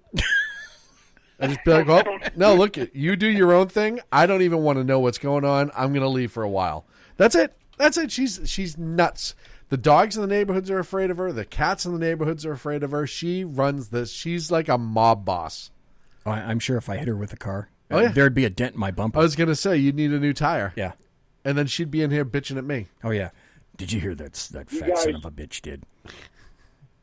You guys talking about cats, I got to tell you a funny cat woman story. There's a park me and my wife go camping at, Buck Creek, and this crazy as we're leaving one day, there's dumpsters, right?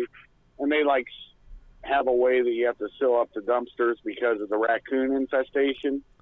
And as we're pulling up, this crazy woman's pulling out boxes of cat food, and there were like cats around. And this is about dawn, okay? And so she's just sprinkling the cat food out. And like I said, it's dawn, the crack of dawn. So it's not yet daytime. And all of a sudden the raccoons were coming out. And it was the most hilarious battle I've ever seen with this food. And that poor woman, we just drove right by. We're like, we're not helping that crazy. She caused this. She can live with it. Yep, I was done. That's awesome. Well, I got to ask you this, Sack Heads Shaun. Yes. I asked Kaiser. I asked Alan. Yes. I'll ask Alan again. We got about 10 more minutes before the end of the show, so it's gone a different direction, which is kind of cool, really. Not I shocking. regaled various tales about how I had seen UFOs, and I'm trying to figure out some kind of a camera system or a video system to try to figure out how I can accurately record what it is that I see, because I'm seeing some weird stuff up there. I don't know what the hell it is. I just know it's interesting as hell. That's what I will say. Have you experienced anything similar to a UFO story? UFO story, no. Usually, I can tell you, like, growing up, I used to, where I lived, I was north of Logan Airport, slightly elevated, facing south. And if you stood on my front porch, and I didn't realize how that played into it later, but I used to always see 3 lights, low, medium, and high, way off in the distance, white lights, that were pretty much there from as soon as it got dark until I went to bed. And I always thought it was the weirdest thing, and I always thought it was like creepy. And then as I got over, I realized it was the approach pattern for Logan Airport. And it was the 3 planes that were stacked up. Stacking up, right? And they were coming in and dropping altitude. So for the longest time, I thought I had and realized I was just a moron. But most of I have more ghostly style interactions. Okay, great. Let's hear 'em. Let's take off with any of that stuff. One of the youth groups I was involved in rented out an old Odd Fellows Hall.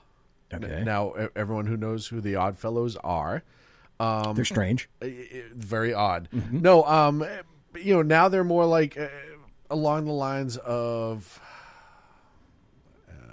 what's the word? Would they be like Freemasons? Yeah, kind of. Are they aligned with the Freemasons? No, I do not know. I don't know if they're aligned with the Freemasons, but the same idea of the Freemasons. Or at least the reasonable Masons. They have their own rituals. They have their own beliefs, et cetera, et cetera.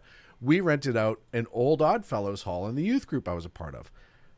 That Oddfellows Hall Who knows in Boston. What could have been in this that was, place. or in the city I grew up in, which, by the way, was the first city to ever declare independence from England, but that's neither here nor there. Nice. The Oddfellows Hall was built in a hall was housed in a hall that was built in the early 1800s. So it was all brick and stone. It was gorgeous. But as you can imagine, there were rituals that were done there. When we moved in, within a couple of months, we found a skeleton in one of the third-story attics, all the way in the back, in a coffin. In which coffin in the attic. Yes, all the way in the back. So there was the main floor, there was the second floor, and this was elevated up off the ground. And on the third floor attic, had a very precarious entryway to it. It was kind of hidden and around like a false corner. It was just in a weird spot. And so we found a full skeleton in a coffin, in which, by the way, there were pictures in which the skeleton may or may not have been staged in certain positions. At one point, it was playing a trombone or a trumpet, because people around us have senses of humor. Yeah. But when we called the Oddfellows to say, hey, we think you forgot something. Would you like your brother back? They were back in like 20 minutes, and they weren't anywhere close. And there was like 8 of them, and they like rushed in, grabbed it, and rushed out. And I'm like, first of all, how do you forget a skeleton? Yeah, that's... my second question is, who the hell is that skeleton? Yeah, that you are that responsive for. And how are you old guys just whipping that coffin around and running it downstairs like it's nothing? There was a lot of weird with it. On that third floor, because obviously now that we know there's a skeleton up there, when you're 6, 7, 8, 9, 10, you now start getting interested. Lights would go on and off. Doors would open and close. Afterwards, yes. Okay. It was always colder on that floor, which even in the summertime in New England, a humid, hot summer, third floor heat rises, usually no air conditioning. Going to be terrible. Right. Always colder on that floor than it was in the rest of the building. There was just a lot of weird things like that. We used to joke that there was a ghost there, because there was, and if you went into the main hall, and the main hall was like a giant function room, it actually had a stage at the end. Okay. But remember, like Statler and Wardolph the and the Muppets, they'd sit up in the balcony. Right, yeah. There was almost like that, but it was over the stage, and it was just 2 doors that would open on either side, but you couldn't get to them, and we couldn't even find the doors from the backside to actually get to them, and they were about 15 feet off the ground. Okay, so there had to be a door, that an entrance. We never found in the years that we would go there, and a stairwell. Well, and there was a secret back stairs at one point that we located that went all the way down, and this was built on one street, and the back side of it was actually down on a lower street, like 3 stories below. It was built really weird, and the back door would lead out to a parking lot that was 3 stories below the front of the building where the front of the street was. It was like a ledge that it was built on, but there was the main back stairs that you could get down and go out. But there was also a secondary set of back stairs that came down and actually came out into the underground. There was an underground river that ran through the city that I grew up in, and it came out into the spillway for that, which we always thought was bizarre. Yeah. And to find the stairway, you had to go all the way up to the third floor to get that stairway, and it didn't stop on any other floors. It went from the third floor all the way down, and that's 5 stories by the time you add the ledge. So we always thought that was bizarre too. Okay, but having taken that stairwell, for whatever reason, it didn't lead to any place where you could access that little balcony thing. Never found. And that was the other funny thing, is those doors, we would come in, and some days they'd be closed, and some days they'd be open. And everybody swears, nobody's doing it. And some nights, I can remember some nights leaving with my parents, being the last people to leave the building, the doors be open, and if we had an event the next day, being the first ones back and the doors are closed. So either, and the other theory, there is another theory. It was a big city, so there could be homeless people in there. I mean, that's a potential for anything. Right. Absolutely. But it happened too often, and why would they be opening those doors if it didn't go anywhere? It'd be a 15-foot drop. And there were other old brick buildings that were attached to this building on the sides, but not directly. But I always wondered if there wasn't another access point from one of the other brick buildings further down the block and another set of hallways. Right, that there's some kind of interconnection between all of these buildings, a lot of them, which was common. Yes. In old buildings. A lot of them shared common basements, common walkways. I actually worked years later in a video store that was attached to all that. And we shared a very, very long common basement. And I was a block away from that building, the Oddfellows Hall. And we were so close to the water, the underground river, that you could actually hear it when you were down stocking videos. So that's how close to the other side of that underground river we were. And that's pretty cool, though. Yeah. Man, that would be scary. It was, you know what? When you're 9 and you don't know to be afraid, it's just interesting. It was cool. You chalk it up into the cool factor. I didn't realize, because at 9, like, a ghost is a ghost, and I was never taught that it was going to hurt you. Like, I was never taught the horror story side of it. It was just something that wasn't of this earth, but okay. So for me, growing up, it was cool. Like, I was like, well, that's pretty neat. Like, okay, I have no reason not to believe that. And then after the incidents at the Oddfellow halls that were witnessed by hundreds of people sometimes, I was like, that's when I officially said, look, I don't know up from down and I can't articulate anything, but if you're going to tell us that human beings are the top of the food chain and the entire, there's no way. There's no way that's possible. Not convinced of it. Nope, not convinced. There are things that somehow do much better or have a different plane of existence, and I'm okay with that. I believe that there is, and when I get into a show like this, I really enjoy doing this kind of stuff. I've really been examining my life at this point and looking back on a lot of stuff in retrospective.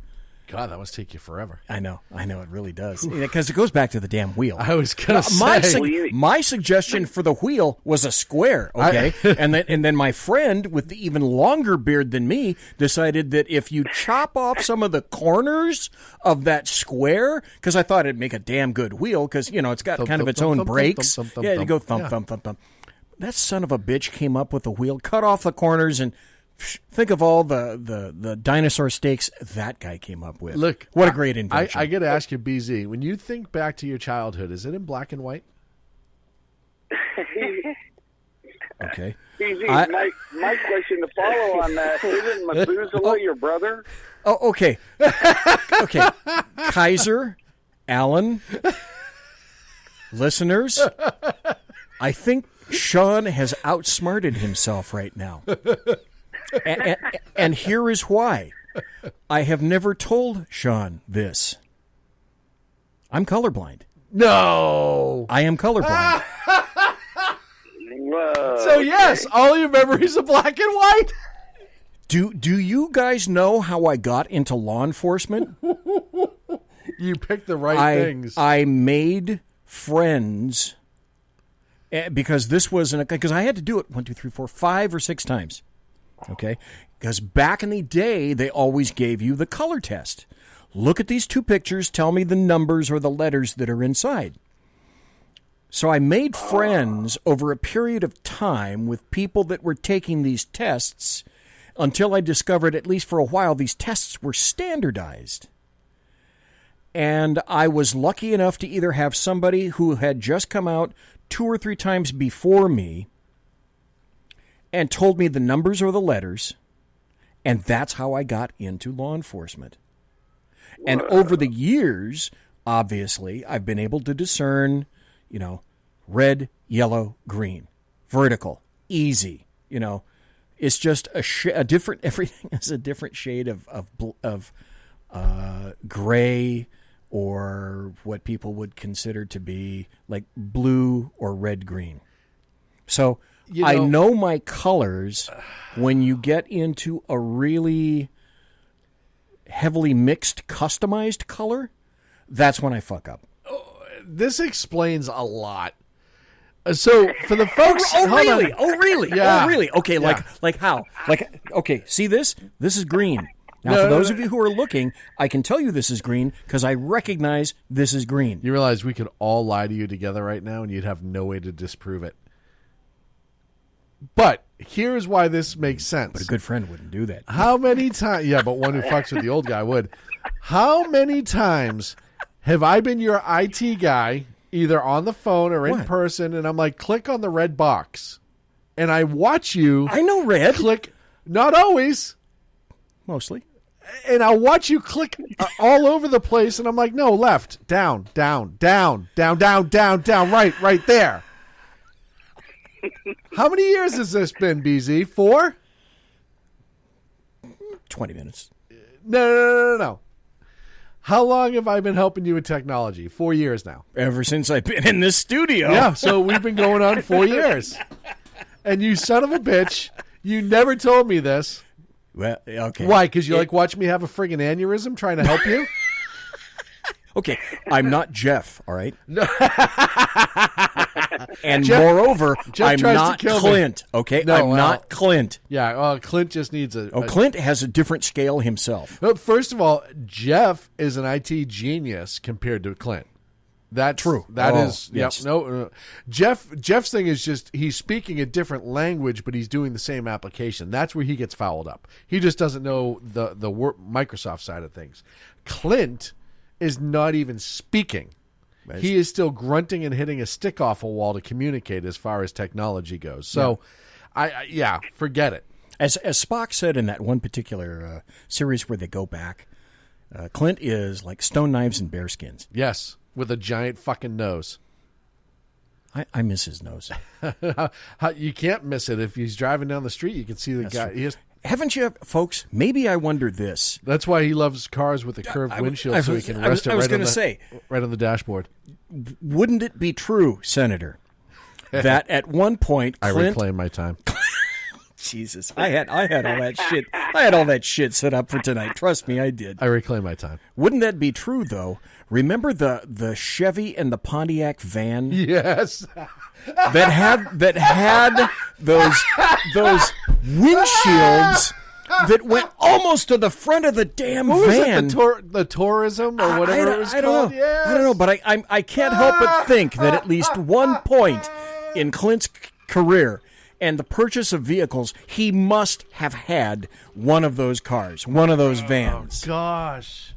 And Chevy made them, and... or maybe his nose was normal, and then as a youth, somebody slammed on the brakes, and he was in one of those vans. Oh, and he got pinched like that. Got pinched, and it just reformed his nose to the giant schnoz that it is. Yeah, that's a good point. Good golly. Here's something. You guys bring up old vehicles. Okay. Guess what car I saw going down the street? We used to use them as military police vehicles when I was in. You're going to laugh when I tell you. K car? Yes. Yeah. A Chrysler K car. Yeah, I'd say a K car. Yeah. 4-door sedan, and that thing's still humming. And I was like, Jesus, they were rat shit when we got them, and they never got any better. It amazed me it's still alive.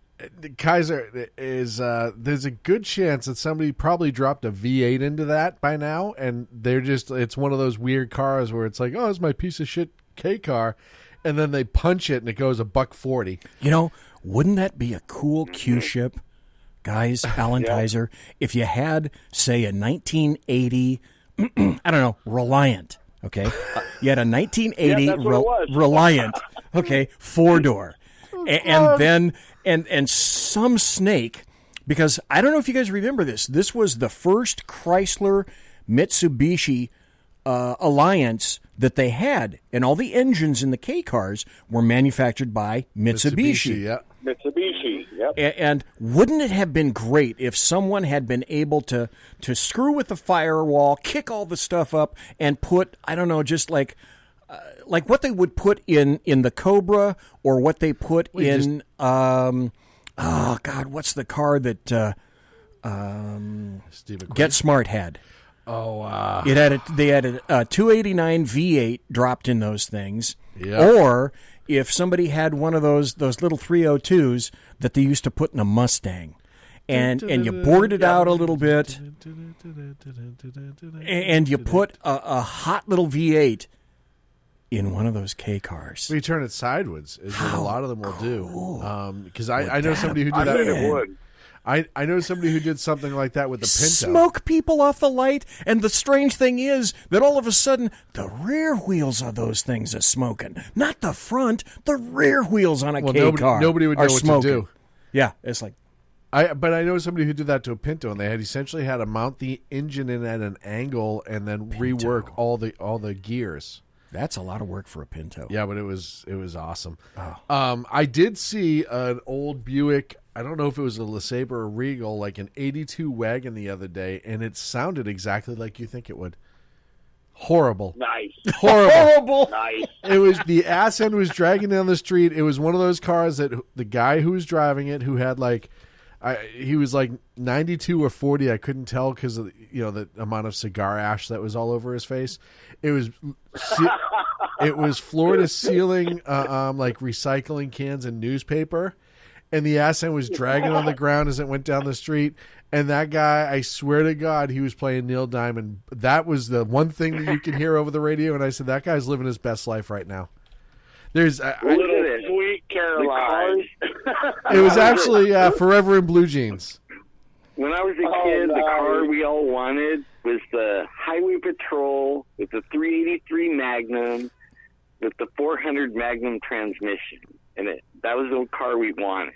My first ever cop car was a Dodge Monaco with a 440. It was a 74 Dodge Monaco. If you ever see the Blues Brothers, it was that car. Cop tires, cop brakes, cop suspension with a big plant. And those were great cars, but dangerous cars. They were very fast. Yeah, like that. Couldn't turn or stop to save a life, though. The brakes were terrible. But the cool thing about those cars is when they idled, I lived for that sound. It was blah, blah, blah, blah, blah, blah, blah, blah, blah, blah, blah, blah, blah. It was fabulous. And Sergeant Booker in SHR chat says, Sunbeam Tiger. Get Smart had a Sunbeam Tiger. Wow. And Sergeant Booker is right. Sunbeam Tiger, and it had the 289. The Sunbeam Tiger, only the Tiger had the 289 in it. And that was what was unusual about the Get Smart Tiger. The Get Smart car. Yeah, look at that.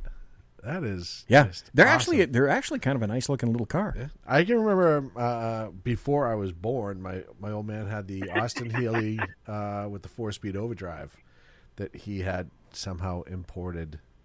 You telling stories about your father in the military and not being sure.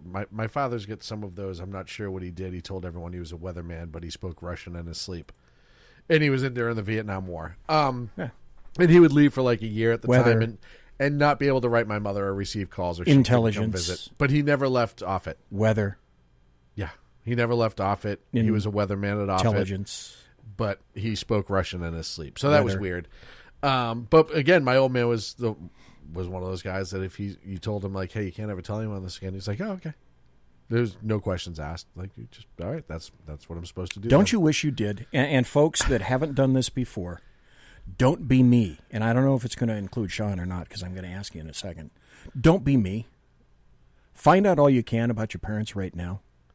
While they're still alive, ask your dad what he did. Ask your mom what she did. Find out about your family. Don't go into this bullshit 21andMe stuff. No, ask your parents. Ask your friends. Ask your family. Who is who? Build your own lineage. Now, you can go to Ancestry.com. You know, that's something entirely different where they don't take your DNA and then sell it. Right. Or keep it in a repository. I will never give anybody's my damn DNA because the first thing that's done is like a home mortgage. It gets sold to somebody else. But before your parents die, find out everything you can about them. That's my biggest regret. Well, and my mom, she was adopted as a baby. And actually it was through one of the DNA testing that she actually found her birth parents' family. And she's been working on that for the last year and a half. So that's cool. Biological grandfather was a merchant marine before, after, and during World War II. But Irish heritage, obviously. So she's slowly starting to learn more about that. I have a pretty good grasp on my father's side, other than what he did during the Vietnam War, which has always led to speculation. And even to the day he died, or the day before, I asked him if, come on, level with me, were you a weatherman? He just smiled and just didn't answer. Yeah. So, but my dad, I have a pretty good grip on, and my mom, we're finding out more about it now. Her parents, which were the people that technically adopted her, but those were my grandparents growing up. My grandfather on that side was World War II Navy in the Atlantic. He was actually the night watchman at a coal factory, and that's how he paid for his whole life. That was his job till he retired. And just amazing stuff. Back then, the money in the pension was incredible for that job because coal was being stolen on a regular basis, and it was a commodity that was very highly sought after. And it always blew my mind because that grandfather was the softest, most gentle-spoken, easygoing person on the planet. Tall guy, thin guy. But as I get older, I'm like, oh, it's always the quiet ones that beat the shit out of you before you know what's happening. And that's why it made much more sense. But yeah, so I know a decent amount. I've definitely communicated with my parents about their history. My dad, before he died, I tried to get as much as I could. And my mom, like I said, we're finding out more now as time goes on. Well, that's the biggest thing that I wish that I'd done. We had a pretty good idea because somebody on my mother's side had created this huge book of the Meldrum side, the lineage, that my brother absconded with. And so I know nothing about mom's side. And I really almost never knew anything about my dad's side at all. And that's the biggest aspect is, folks, take advantage of your parents right now if they're still alive. And their checking account. Find out all the necessary numbers. Routing. Yeah, routing. Yeah. Account. Yeah, exactly. Oh, everyone's going to be like, Sack Heads are telling them to rob their parents. I got lucky. My family liked to share, like all the stories, the bones in the closet, they would call it. They said, yeah, your cousin, Bonnie Clyde, or Bonnie Parker, and then her cousin or sister that birthed Quanah Parker, and then what's his name, the guy that they called him the Sundance Kid. He was a Parker. Oh, right. Like all our family was criminals. Yeah, that was Robert. So you know Robert Redford. Family history. Yeah, you know either Robert Redford or Paul Newman. Then. I never met him, but I guess they played the family well. Yeah. Whatever. I mean, here's another strange thing from the BZ side. I think I've said this before on the show, but it was just bizarre. My dad's family, he was born in Minnesota, Minneapolis, as a matter of fact. He always considered himself to be a Texan. And I discovered that he was not born in Texas, although he claimed Texas. Was a big fan of Texas for many, many years. Man before his time. Yes. But they did live in Dallas for a while. And he had two other brothers. There were three of the BZ brothers.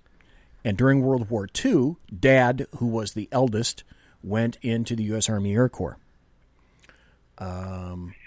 Bill, who was the youngest, went into the Navy, and Jim went into the Army. Each one chose a different branch of service. Dad finished as a colonel in the Air Force. Jim, I think he left the Army after World War II, and Uncle Bill went down on the USS Yorktown. Oh, no kidding. Survived,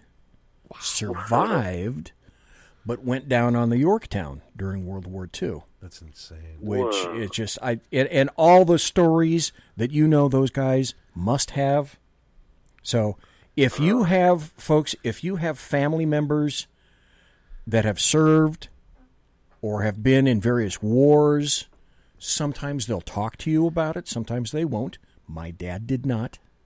So my grandfather on my dad's side would, and he was in the Pacific. The Pacific. Oh my God, what a hell! Highly opinionated about the Japanese until the day he died. And my other grandfather was in the Atlantic. He didn't talk at all. But when we'd have a family event and those two would get together, they would sit off in the corner and just talk for hours. And it was really amazing to see the connection they had being totally different. My grandfather on my dad's side's kind of like me, loud, boisterous, like, just You're very quiet and unassuming. unassuming. Just really. But for those two, when they got together, they would always just find their own little corner and they'd be off talking, and that's what they were talking about is World War II. And it was always amazing to me. Now, I can tell you in my grandfather's basement, he had a samurai sword off a dead Japanese officer. Wow. And a Japanese flag that was captured. Wouldn't you like to have that stuff?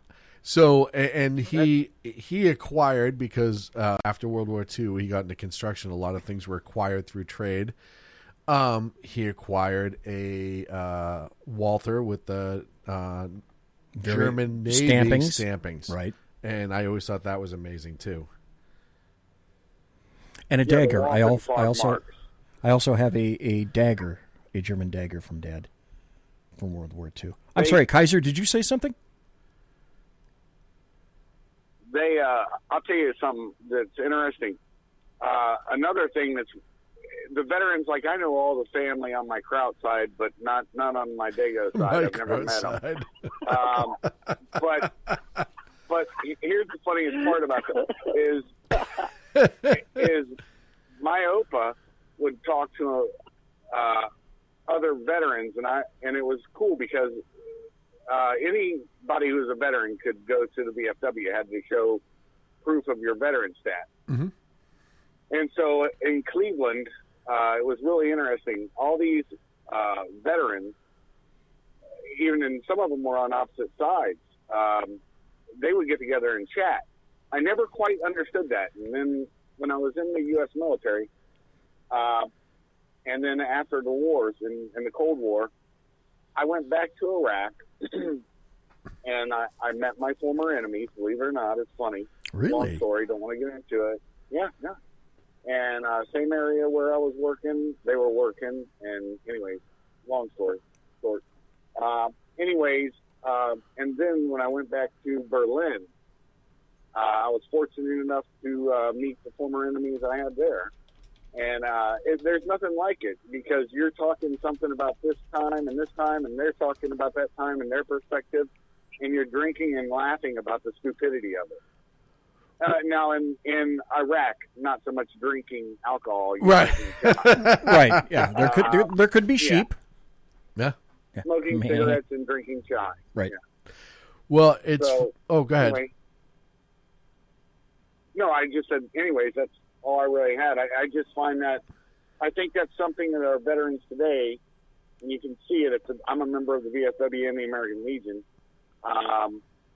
You see it in the veterans today that usually about Vietnam era, the veterans stopped going there, and they only go there for the bar, the cheap booze, where it used to be more family-oriented when I was a kid. Right. Mm-hmm.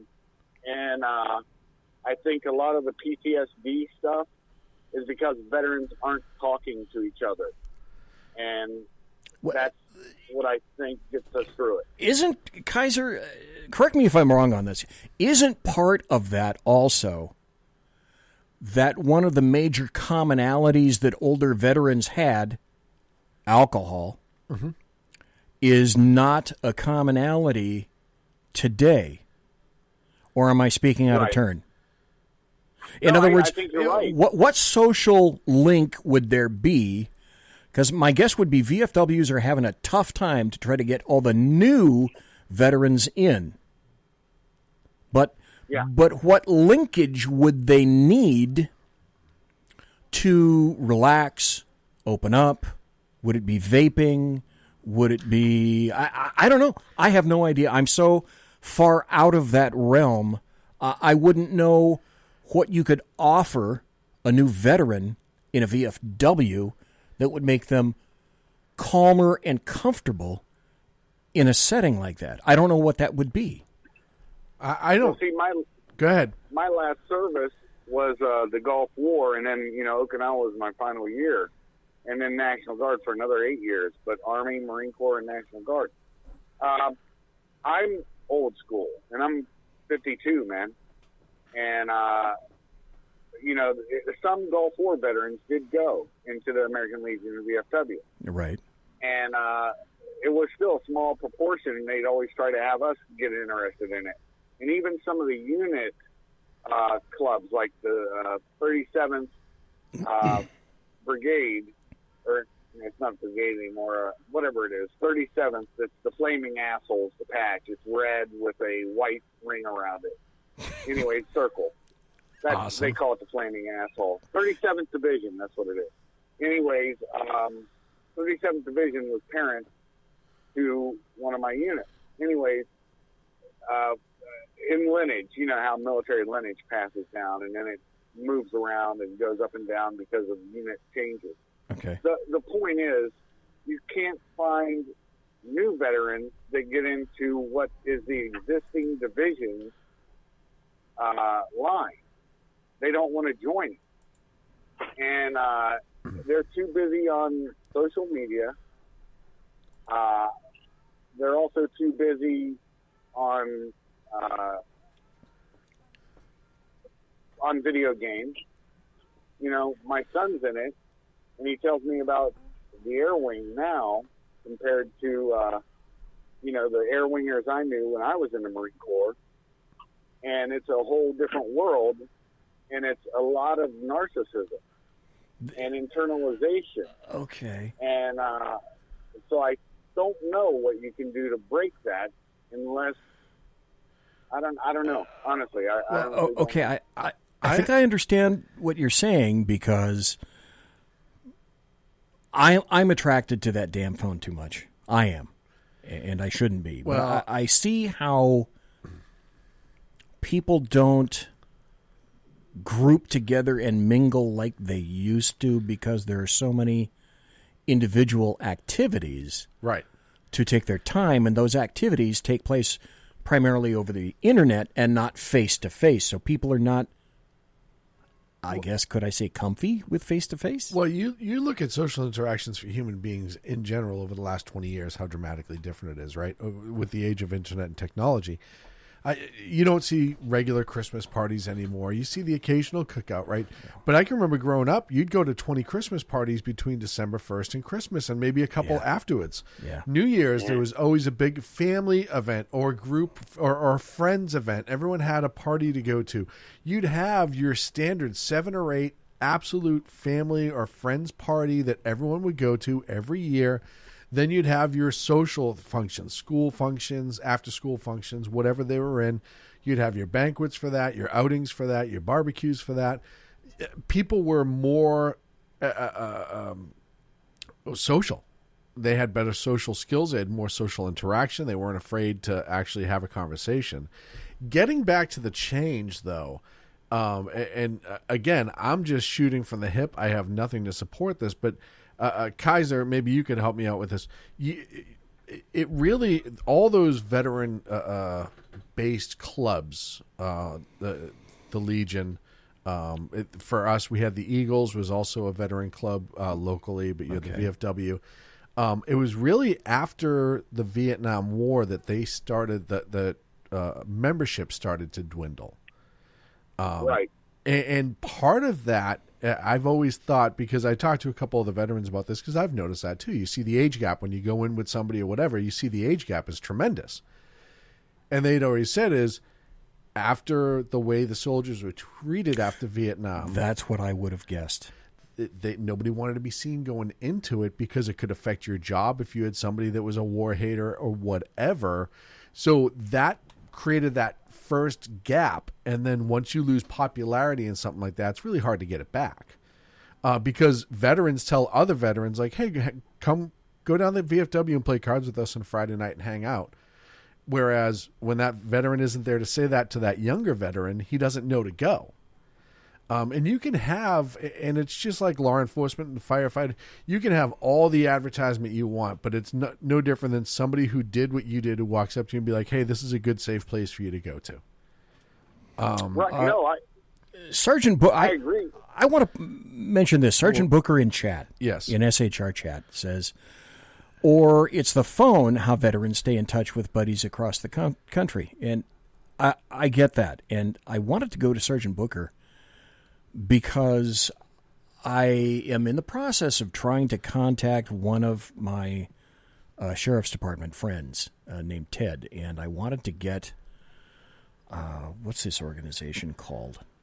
He represents Copline. That's what it is. Mm-hmm.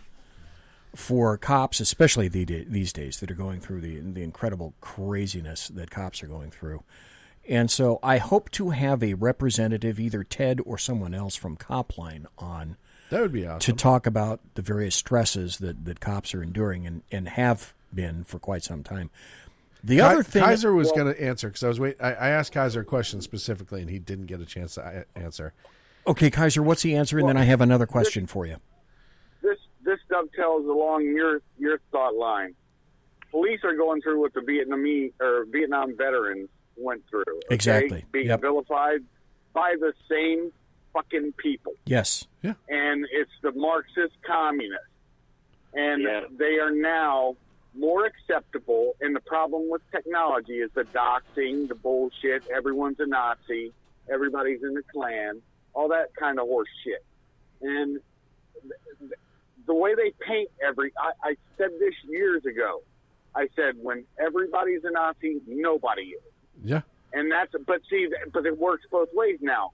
Instead of it being violent, mob, riots, which is what they are, they don't call it like that because the useful media idiots, and they did the same thing to the Vietnam vets, the same fucking people, and the same politicians. I'm going to have to calm down for a second. And this is just redo. And they don't understand the thin blue line, and I've said this, and it's so thin. That little veil of civility from the military that the military and the police affords you can be taken away with a breath. And you're now seeing that fabric get ripped. And we're in dangerous territory. This is an insurrection. It is not peaceful protest. No, it was always the driven thin. by the same Marxist communists and Maoists. It was always the thin blue line. But now it's been planned forever. We have to do this too. Yes. We now know. We've mentioned this before. I'm going to mention this phrase, and all of you guys are going to go, yeah. But now we've mentioned this, and we didn't really have a grasp of its meaning. The thin veneer of civilization, the civilization, the delineation between civilization and chaos and anarchy, we're discovering is that thin. If you're in video, it's that thin. Well, and it's uncomfortable right now. And it's easily ripped apart by people that don't respect it. Yes. And that's the problem. That's a major issue because anti-Americanism, I've never seen it this high. Yeah. And me either. And, well, let me rephrase that. I think the media, I don't think it is this high. What I think the media is perpetrating is they're making the small mouse into a flipping rat and into an attack dog by their own, like it's growing. You understand what I mean? Like Paul Harvey said, they're fanning the media is fanning the flames of hate when it serves their purpose. Yep. And there's nobody to take the mouthpiece away. No. You know what I mean? Like when you're in law enforcement and you're up against a group and you're by yourself and you got to, get this under control, the first thing you do is go after the mouthpiece. Yep. And shut them up. Yep. And then everybody else is sheep, right? Well, there's nobody to shut these guys up. They're hired to do it, and we have the power to shut them up. Really, we can turn them off anytime, but only there's so many people that are falling for the lie. Yes. I don't get it. Well, I don't get it. I agree wholeheartedly, and I think you need to turn around and you look at the totality of it, and you realize the fine machine that it is, whether or not it's a good machine or a bad machine, but fine as in how well organized it is. You have the people at the top who are saying, this is the change we want. We have the useful idiots who will get whipped into a fervor whenever we want them to, because all we have to do is highlight this one incident. Then you have the media saying, well, these people are the victims and we should all be angry about that. And then you have the nameless, faceless problem, in this case, law enforcement, who people will not walk into a room and be like, see that cop Billy right there, Billy Jones, I think he's an asshole, and walk out. They're too afraid. They won't be man up like that. But to walk up and say that whole police department's full of assholes, people will do that because it becomes the straw man, right? You can tear down the straw man and not the individual. And these gutless little turds that will run in groups against 3 or 4 cops would never stand 1-to-1 with any one of those cops. No, and that's why the mob rules. Right, that's exactly. why the mob rules. Now the Democrats are the mob. Yeah. The Democrats are the mob, and they are ruling. And if you weren't convinced before AG Barr in front of Congress this week, if you were not convinced that the left has a very specific agenda in which they are going to exploit every single incident in which a person of color dies at the hands of a law enforcement officer, justified or otherwise, you're living with your head so far up your ass you can see the back of your teeth. I'd like to make an observation at this point for everybody. Alan, Kaiser, Sean, I have 2 audio cuts that I was going to play in the show, and eventually they all ended up back here, which is perfect because here's 60 seconds, and folks, it's a late night show. If you have kids listening, this is the time to pull them out. And if you're offended by strong language, tough shit. This guy says in 60 seconds what you wish so many other people had the guts to say. I can't believe you got to explain this shit to these brain-dead ass Negroes. Yes. Well, don't your Black Lives Matter? Yeah. And you know why? Because I fucking say that it matters. Noticed. Just like I had before, Facebook says, sorry, we're having trouble playing this video. Yes. So let me go in, let me go out, and By the let way, me try to play this again. This is a black man that is saying this. Oh, yeah. I've seen this video. Yes. Yes. So here we go. Let's try it again. I can't believe you got to explain this shit to these brain-dead ass Negroes. Well, don't your Black Lives Matter? Yeah. And you know why? Because I fucking say that it matters. See, I don't need to go out in the street with a sign screaming this shit like a fucking idiot and throwing a temper tantrum like a damn child. Also, I'm not even remotely worried about being killed by the police. You know why? Come here. Let me tell you. Listen, this is because great. I'm not a fucking criminal and I don't go around committing fucking crimes. Also, if I do interact with the police, guess what else I don't do? I don't fight the cops, and I don't resist arrest like a fucking moron. I don't know why they always killing us. Really? See, nobody cares about your fucking skin color. Nobody gives a damn about your brown skin. See, it's your fucked up, shitty behavior is why people don't like you. That's why I don't like you. You dumb, stupid-ass motherfuckers. Man, okay, you nailed it. I think that sums it up. I think we should end it right there because that's a perfect way to end the night. I don't think I could improve upon those comments. Do any of you guys think I could? I don't think I can. No, nobody would believe it anyways. Has to come from that guy. Yeah. Somebody said one thing. One thing I think that needs to be highlighted. I noticed Piglosi is, everybody forgets she's called these, and the media did it too. They were calling these soldiers, shock troops, stormtroopers. Right, stormtroopers. Using all those words to those agents. Okay, they used it wasn't just her. She used shock or stormtroopers. I've heard, oh yeah. But the media, I'm saying, used all that terminology, and so the fact is, you had a senator call them the Gestapo. Yeah. They're trying to set up even our military. Oh yeah. The only thing that ranks, and see anyways, that's that's what I had to say on that. Okay. This is being done purposeful. Yeah. No, this is all done with malicious intent. I said in 2020, and every time I get on the air, right here, I'll throw one final thing out for you guys, and then I'd like each one of you to comment on this. Okay. Because of that guy and others like him, and as Lonnie Poindexter and Ralph Chittum's told me, I don't give a shit about anybody's paint job. I really don't. All I care about is if you're a conservative. If you're a conservative, I have time for you. If you are not, I don't have time for you.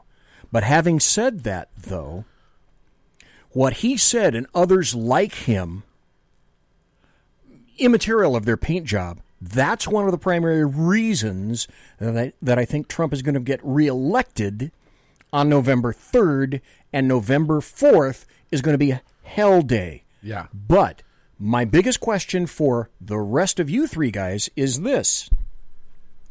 If, and I quite frankly think it's a reach, but if Joe Biden, meaning, he's not going to be making the decisions, either Kamala Harris, whoever is his VP pick, and persons behind her are going to be the people that are going to be making the decisions. But if Joe Biden wins, he'll be the last one to especially know. considering what happened to the doctors this week, does anybody within the sound of my voice think that me, you, Kaiser, Alan, in the near future will have to either be registered or licensed to get on the internet and express our opinion? I do. Just like they do in Britain with television, right? You have to have your television license, and they limit very much what gets said. And if you're not approved by the government, you don't get it. The answer is 100% yes. Because this is the last platform they can control. Exactly. They have news media. They own everything but Fox and OAN, right? They have print, what's left of it. They still have it. This is the last thing they cannot control, and they still do control it. Don't get me wrong. A massive portion. Google, Facebook, all that stuff is already controlled by the left, but they don't have individual control yet. They don't have the ability to come in and say, you can't have your website. Yeah, I'm flipping your switch. With the exception of a few things, which you're gone. Right now is not bad, because usually it's about pedophilia and stuff. Yeah, those are websites that should not exist. However, if you want to have a website saying the moon is made out of cheese and have a conversation about it every day and blah, blah, nobody cares. You're more than welcome to. Yeah, but if it's anything political. And Alan, if it is made out of cheese, BZ's news binoculars will be able to see it. Yeah, go ahead. Thank you very much. Thank you very much. Alan, what do you think? Well, I think that if the other side wins, I think that they're going to be selective. I mean, they're gonna go back in time, and they're gonna look at who was against them, and they're gonna make it pay. Oh yeah, yeah. There will be discipline, and it will be punitive. Re-education camps. Yep. Kaiser. Yeah. If you don't go to the guillotine. We laugh at that. No, go ahead. Try to get me there. Kaiser? They have they just changed a insurance code that says, for payment for services.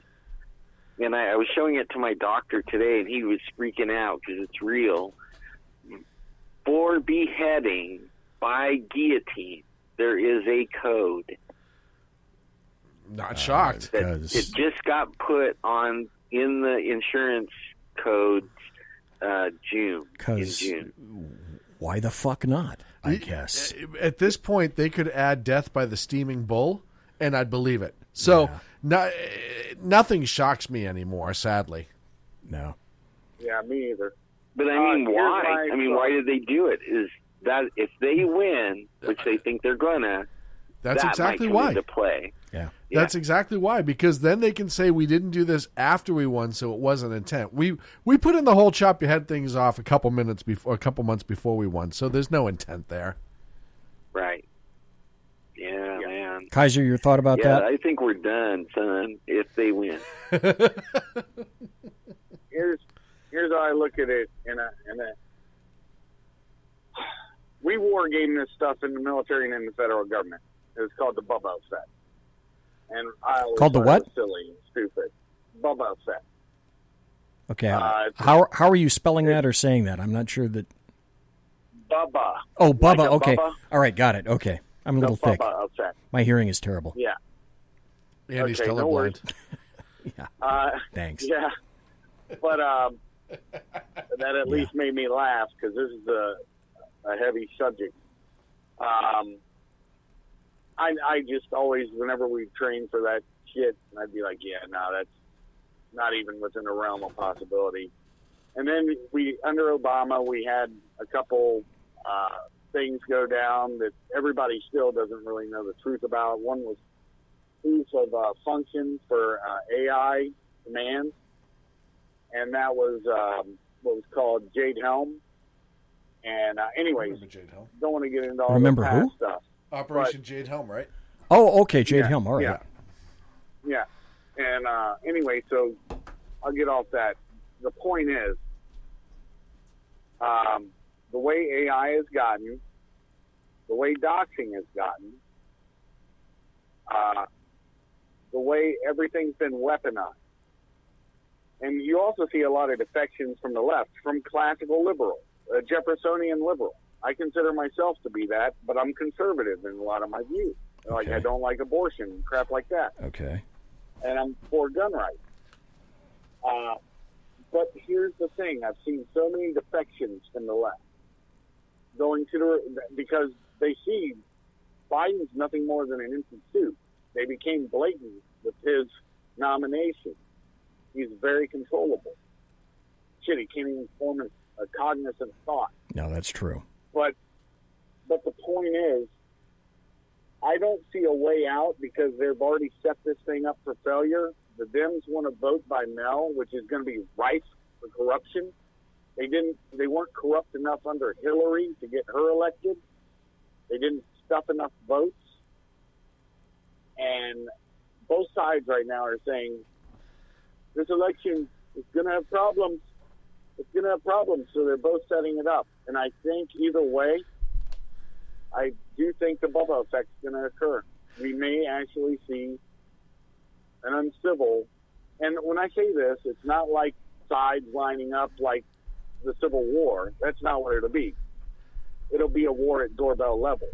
Yeah. Where, like Argentina, like so you're talking times. You're talking what? CQB, neighborhood to neighborhood? Yeah.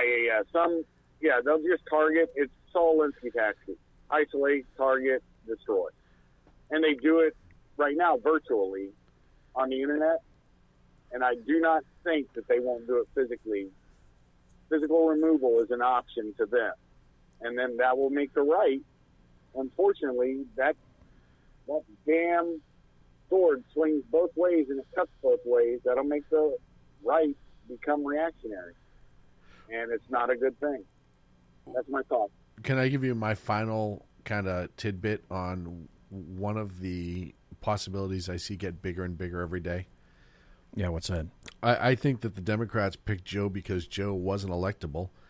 I think the Democrats are feeding all of this outrage and insanity right now in order to get everyone fouled up. And then they throw out the idea of voting by mail, and it's a horrible idea and everyone knows it. That's their last kind of little bit of gas on the fire. So after the election, if Trump wins, which I think he's going to. I believe he will. If Trump wins, they're going to turn around and say, see, he wouldn't let you vote by mail. He stole this election. There's only one way to change what happens now.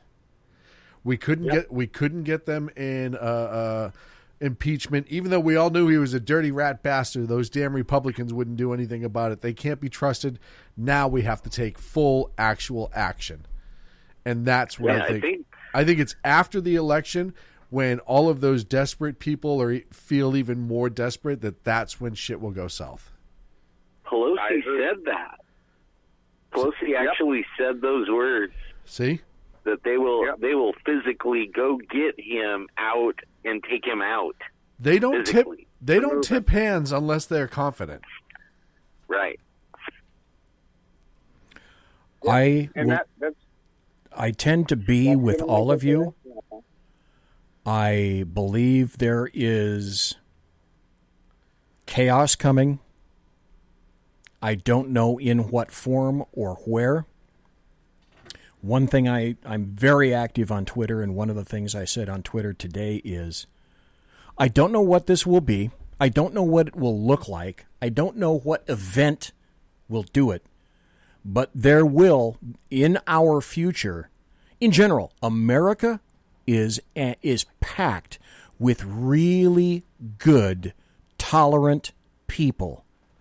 Yeah. But in our future, there is a single solitary predicating act or event that will be the stepping off point for the rest of America raining havoc down on a great deal of what is being built on the left. And I am afraid that this is going to be not a glitch, but a feature of our future, that there's going to have to be some kind of an incident that at this point, I wish I could say that I see us avoiding, but there will be a point at which the bulk of America will finally say, that's it. Enough. We have had enough. And bad things are going to happen. And I'm going to tell you, there are going to be bad things on both sides. Well, the Democrats are betting everything that they will come out on top, because if they push this button and their side loses, they are done as a party forever. No one will ever trust them again, including their own people, because you have all the super socialists that are feeding into the Democrats right now because they need them. All of that goes away forever. Well, back when I met BZ at this UFO con thing. Yeah, 2015. No. 2012. 2012. Yep, at the Crown Plaza. Now I met a group of people that were all law enforcement, ex-military, and they called themselves oath keepers. Yes, and I used to. We actually talked about some of the scenarios that we're talking about. And right I used now. to call Jeff's show, your show with Jeff, and I was referred to as the Oath Keeper. Yes, and that actually gave me a sense of security that there was people that took an oath and they were going to honor the oath when it came to this. They would not obey the order, like from the mayor or the governor or whatever, because it's against their oath. And I haven't seen a lot of that happening, and that's kind of like disheartening a little bit, because I think that could change the tide if everyone started seeing that and more people would back that. You know what I mean? A lot of people would back that. I can tell you right now that even though I'm not on Facebook, I can still look, and there are many, many, many law enforcement groups, active and retired, that this is one of the primary topics at hand. That is to say, there's a guard of older and retired individuals who are saying something similar to, even when I retired, my oath does not expire, period, end of statement. Right. And I believe that there is a separate contingent of folks in law enforcement who see law enforcement as another job that if it doesn't please them, they can go and do something else. And they don't have the commitment to law enforcement that some of the others have had in the past. Right. That having been said, I'm not here to besmirch a large segment of law enforcement. I'm simply here to tell you that the gene pool of people in law enforcement has changed. Yep. I saw many people when I was a supervisor, and I knew for the most part 98 to 99% of the people who came from the military were going to be squared away individuals. And that a lot of the people, no, I can't even say a lot of, a percentile of the people who were not raised in a paramilitary environment were going to be squirrels. And I'm telling you, one of the major reasons, I'll attack this someday. I still am trying to get Heather McDonald on the show. But I'm telling you that one of the reasons that you're seeing overreactions in the law enforcement community in terms of force is because a good portion of the pool that you're choosing for officers and recruits have never been struck in anger before. You try to attempt to train that out of them. You have a limited period of time with which to train in an academy, and they still revert to their upbringing, which is they've never been struck in anger before. And their reactions, they freak out. Their reactions are going to be over the top, and that is certainly true with the newer generations. And this is an issue that law enforcement will not talk to you about. They will not talk to you about their training, because one of the first things that is, it is an axiom. It is etched in stone during times of budgetary crisis. The first thing that gets cut, Sean, is what? Training. Training. All the time. Yep. Oh, my God. Including academy training, putting academies on hold, just like NYPD is doing. Training. In-service training, etc. Yeah. How do you put NYPD... it's crazy. Putting their academy on hold, the amount of attrition they have in their department just naturally, never mind people trying to get out well, early. You're going to now, strangle them. Yeah, they're going to be done. That city's going to be a flaming pile of crap. But I am telling you because I saw it, I lived it. I was in training when I was doing other things for years. I was range master for my department for years. I was EVOC sergeant for years. I taught EVOC for the feds. I taught EVOC starting in about 1981 for my department. So I've always been in a training venue. Always, always, always. So I'm telling you this because I've seen it. It's cyclical. I know the gene pools. I know these people when I see them. This is why you're having overreactions of force. You're getting a group of people to whom being placed in a law enforcement desperate situation, they don't have the fecundity or the ability to suss a situation and use the appropriate response. And as I told my sheriff in a meeting when I was range master, the more force options that you provide to the individual law enforcement officer, the more that officer is going to be confused. The more tools you provide to that law enforcement officer, that provides way too many things to have to think about. And then the more tools that you provide to that officer, because of those tools, because of the nature of the existence of those tools, everyone is going to expect the perfect solution having been chosen each and every fucking time. Yep. Agreed. Yep. Well, here's something that I saw as a Fed, BZ. When they we're going to make it 3 hours. Use your military. No, we're not. Okay. They still. I'll wrap it at top. Look at you coming in from the military as a good thing, right? Yes. They still want to see that college degree. And police departments are the same way now. And the problem with that college degree is very simple. Indoctrination into Marxism, Maoism, basic communism. Oh, yeah. And so they're sympathetic, and the best red pill the feds ever got was Portland. Because now they see how violent the left is, in fact and in person. That's my 2 cents. Well, also notice this: we're gonna have to kill this because I'm getting tired. Sean's getting tired. Alan's getting tired. I don't know about Kaiser, but I'd like to wrap with this. Please notice that all during this, the point of leftists in cities and counties and states.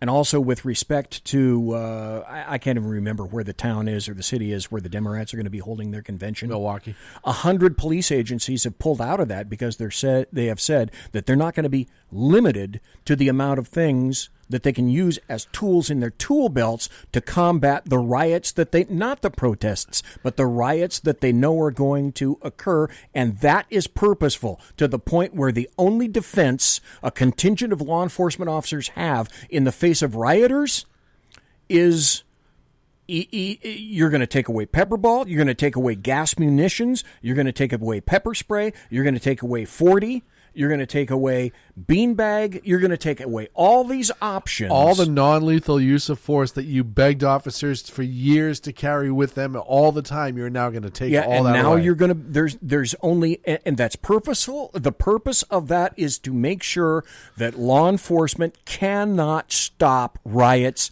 anymore. Oh, no. I'll tell you what the purpose goal. is. The purpose is when the crowd rushes cops and they have to defend themselves and the only thing they have left is guns, that's going to be all over the news that the cops had to mow down the poor protesters in cold blood. And that is why. Yep. That's what it's leading up to. Yep.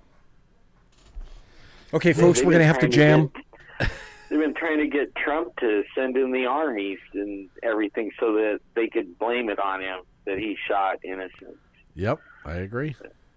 Okay, we've solved all the world's problems. It's close to 11 o'clock at night on the left coast.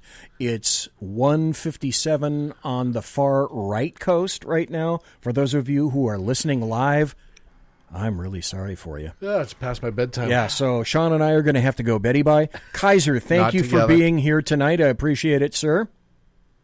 Night. You guys have a great day, and I always enjoy coming on the Berserk Bobcat Saloon. Thank you, Kaiser. See you, Kaiser. And Alan, I want to thank you for being here tonight.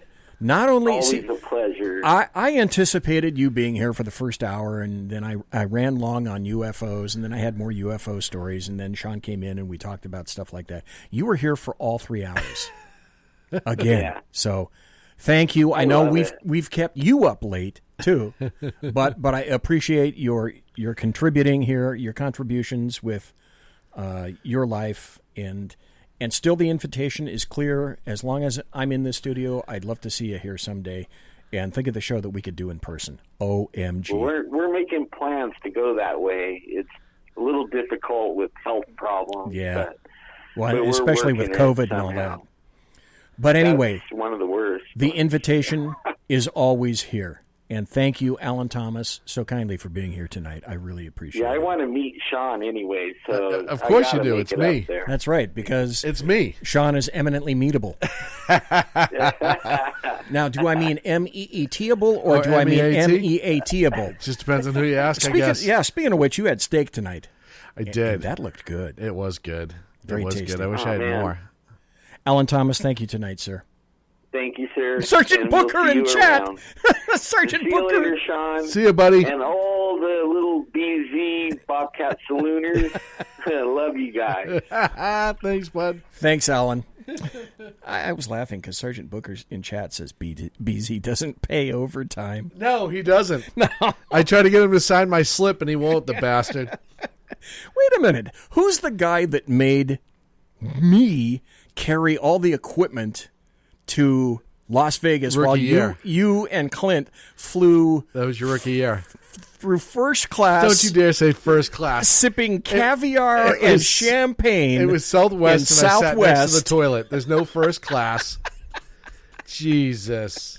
And that was your rookie year. Okay, I guess it was. All right.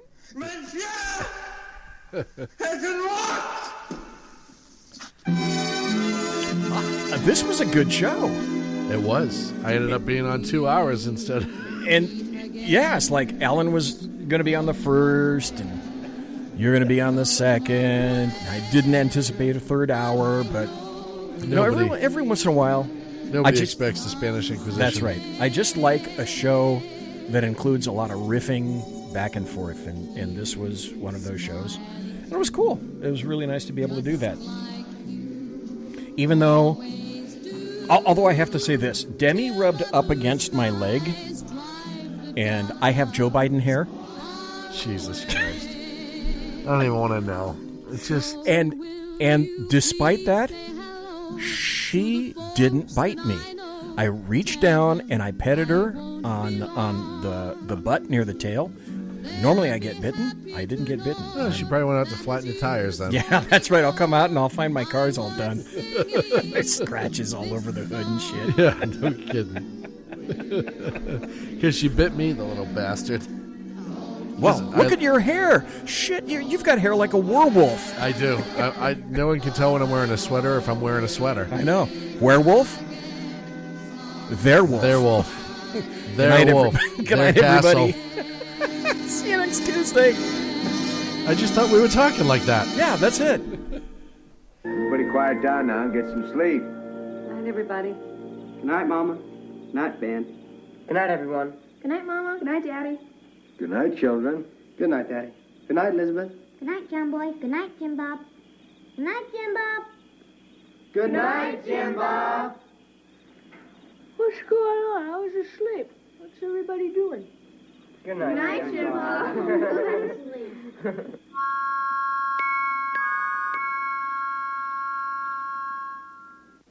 Good night, and good luck.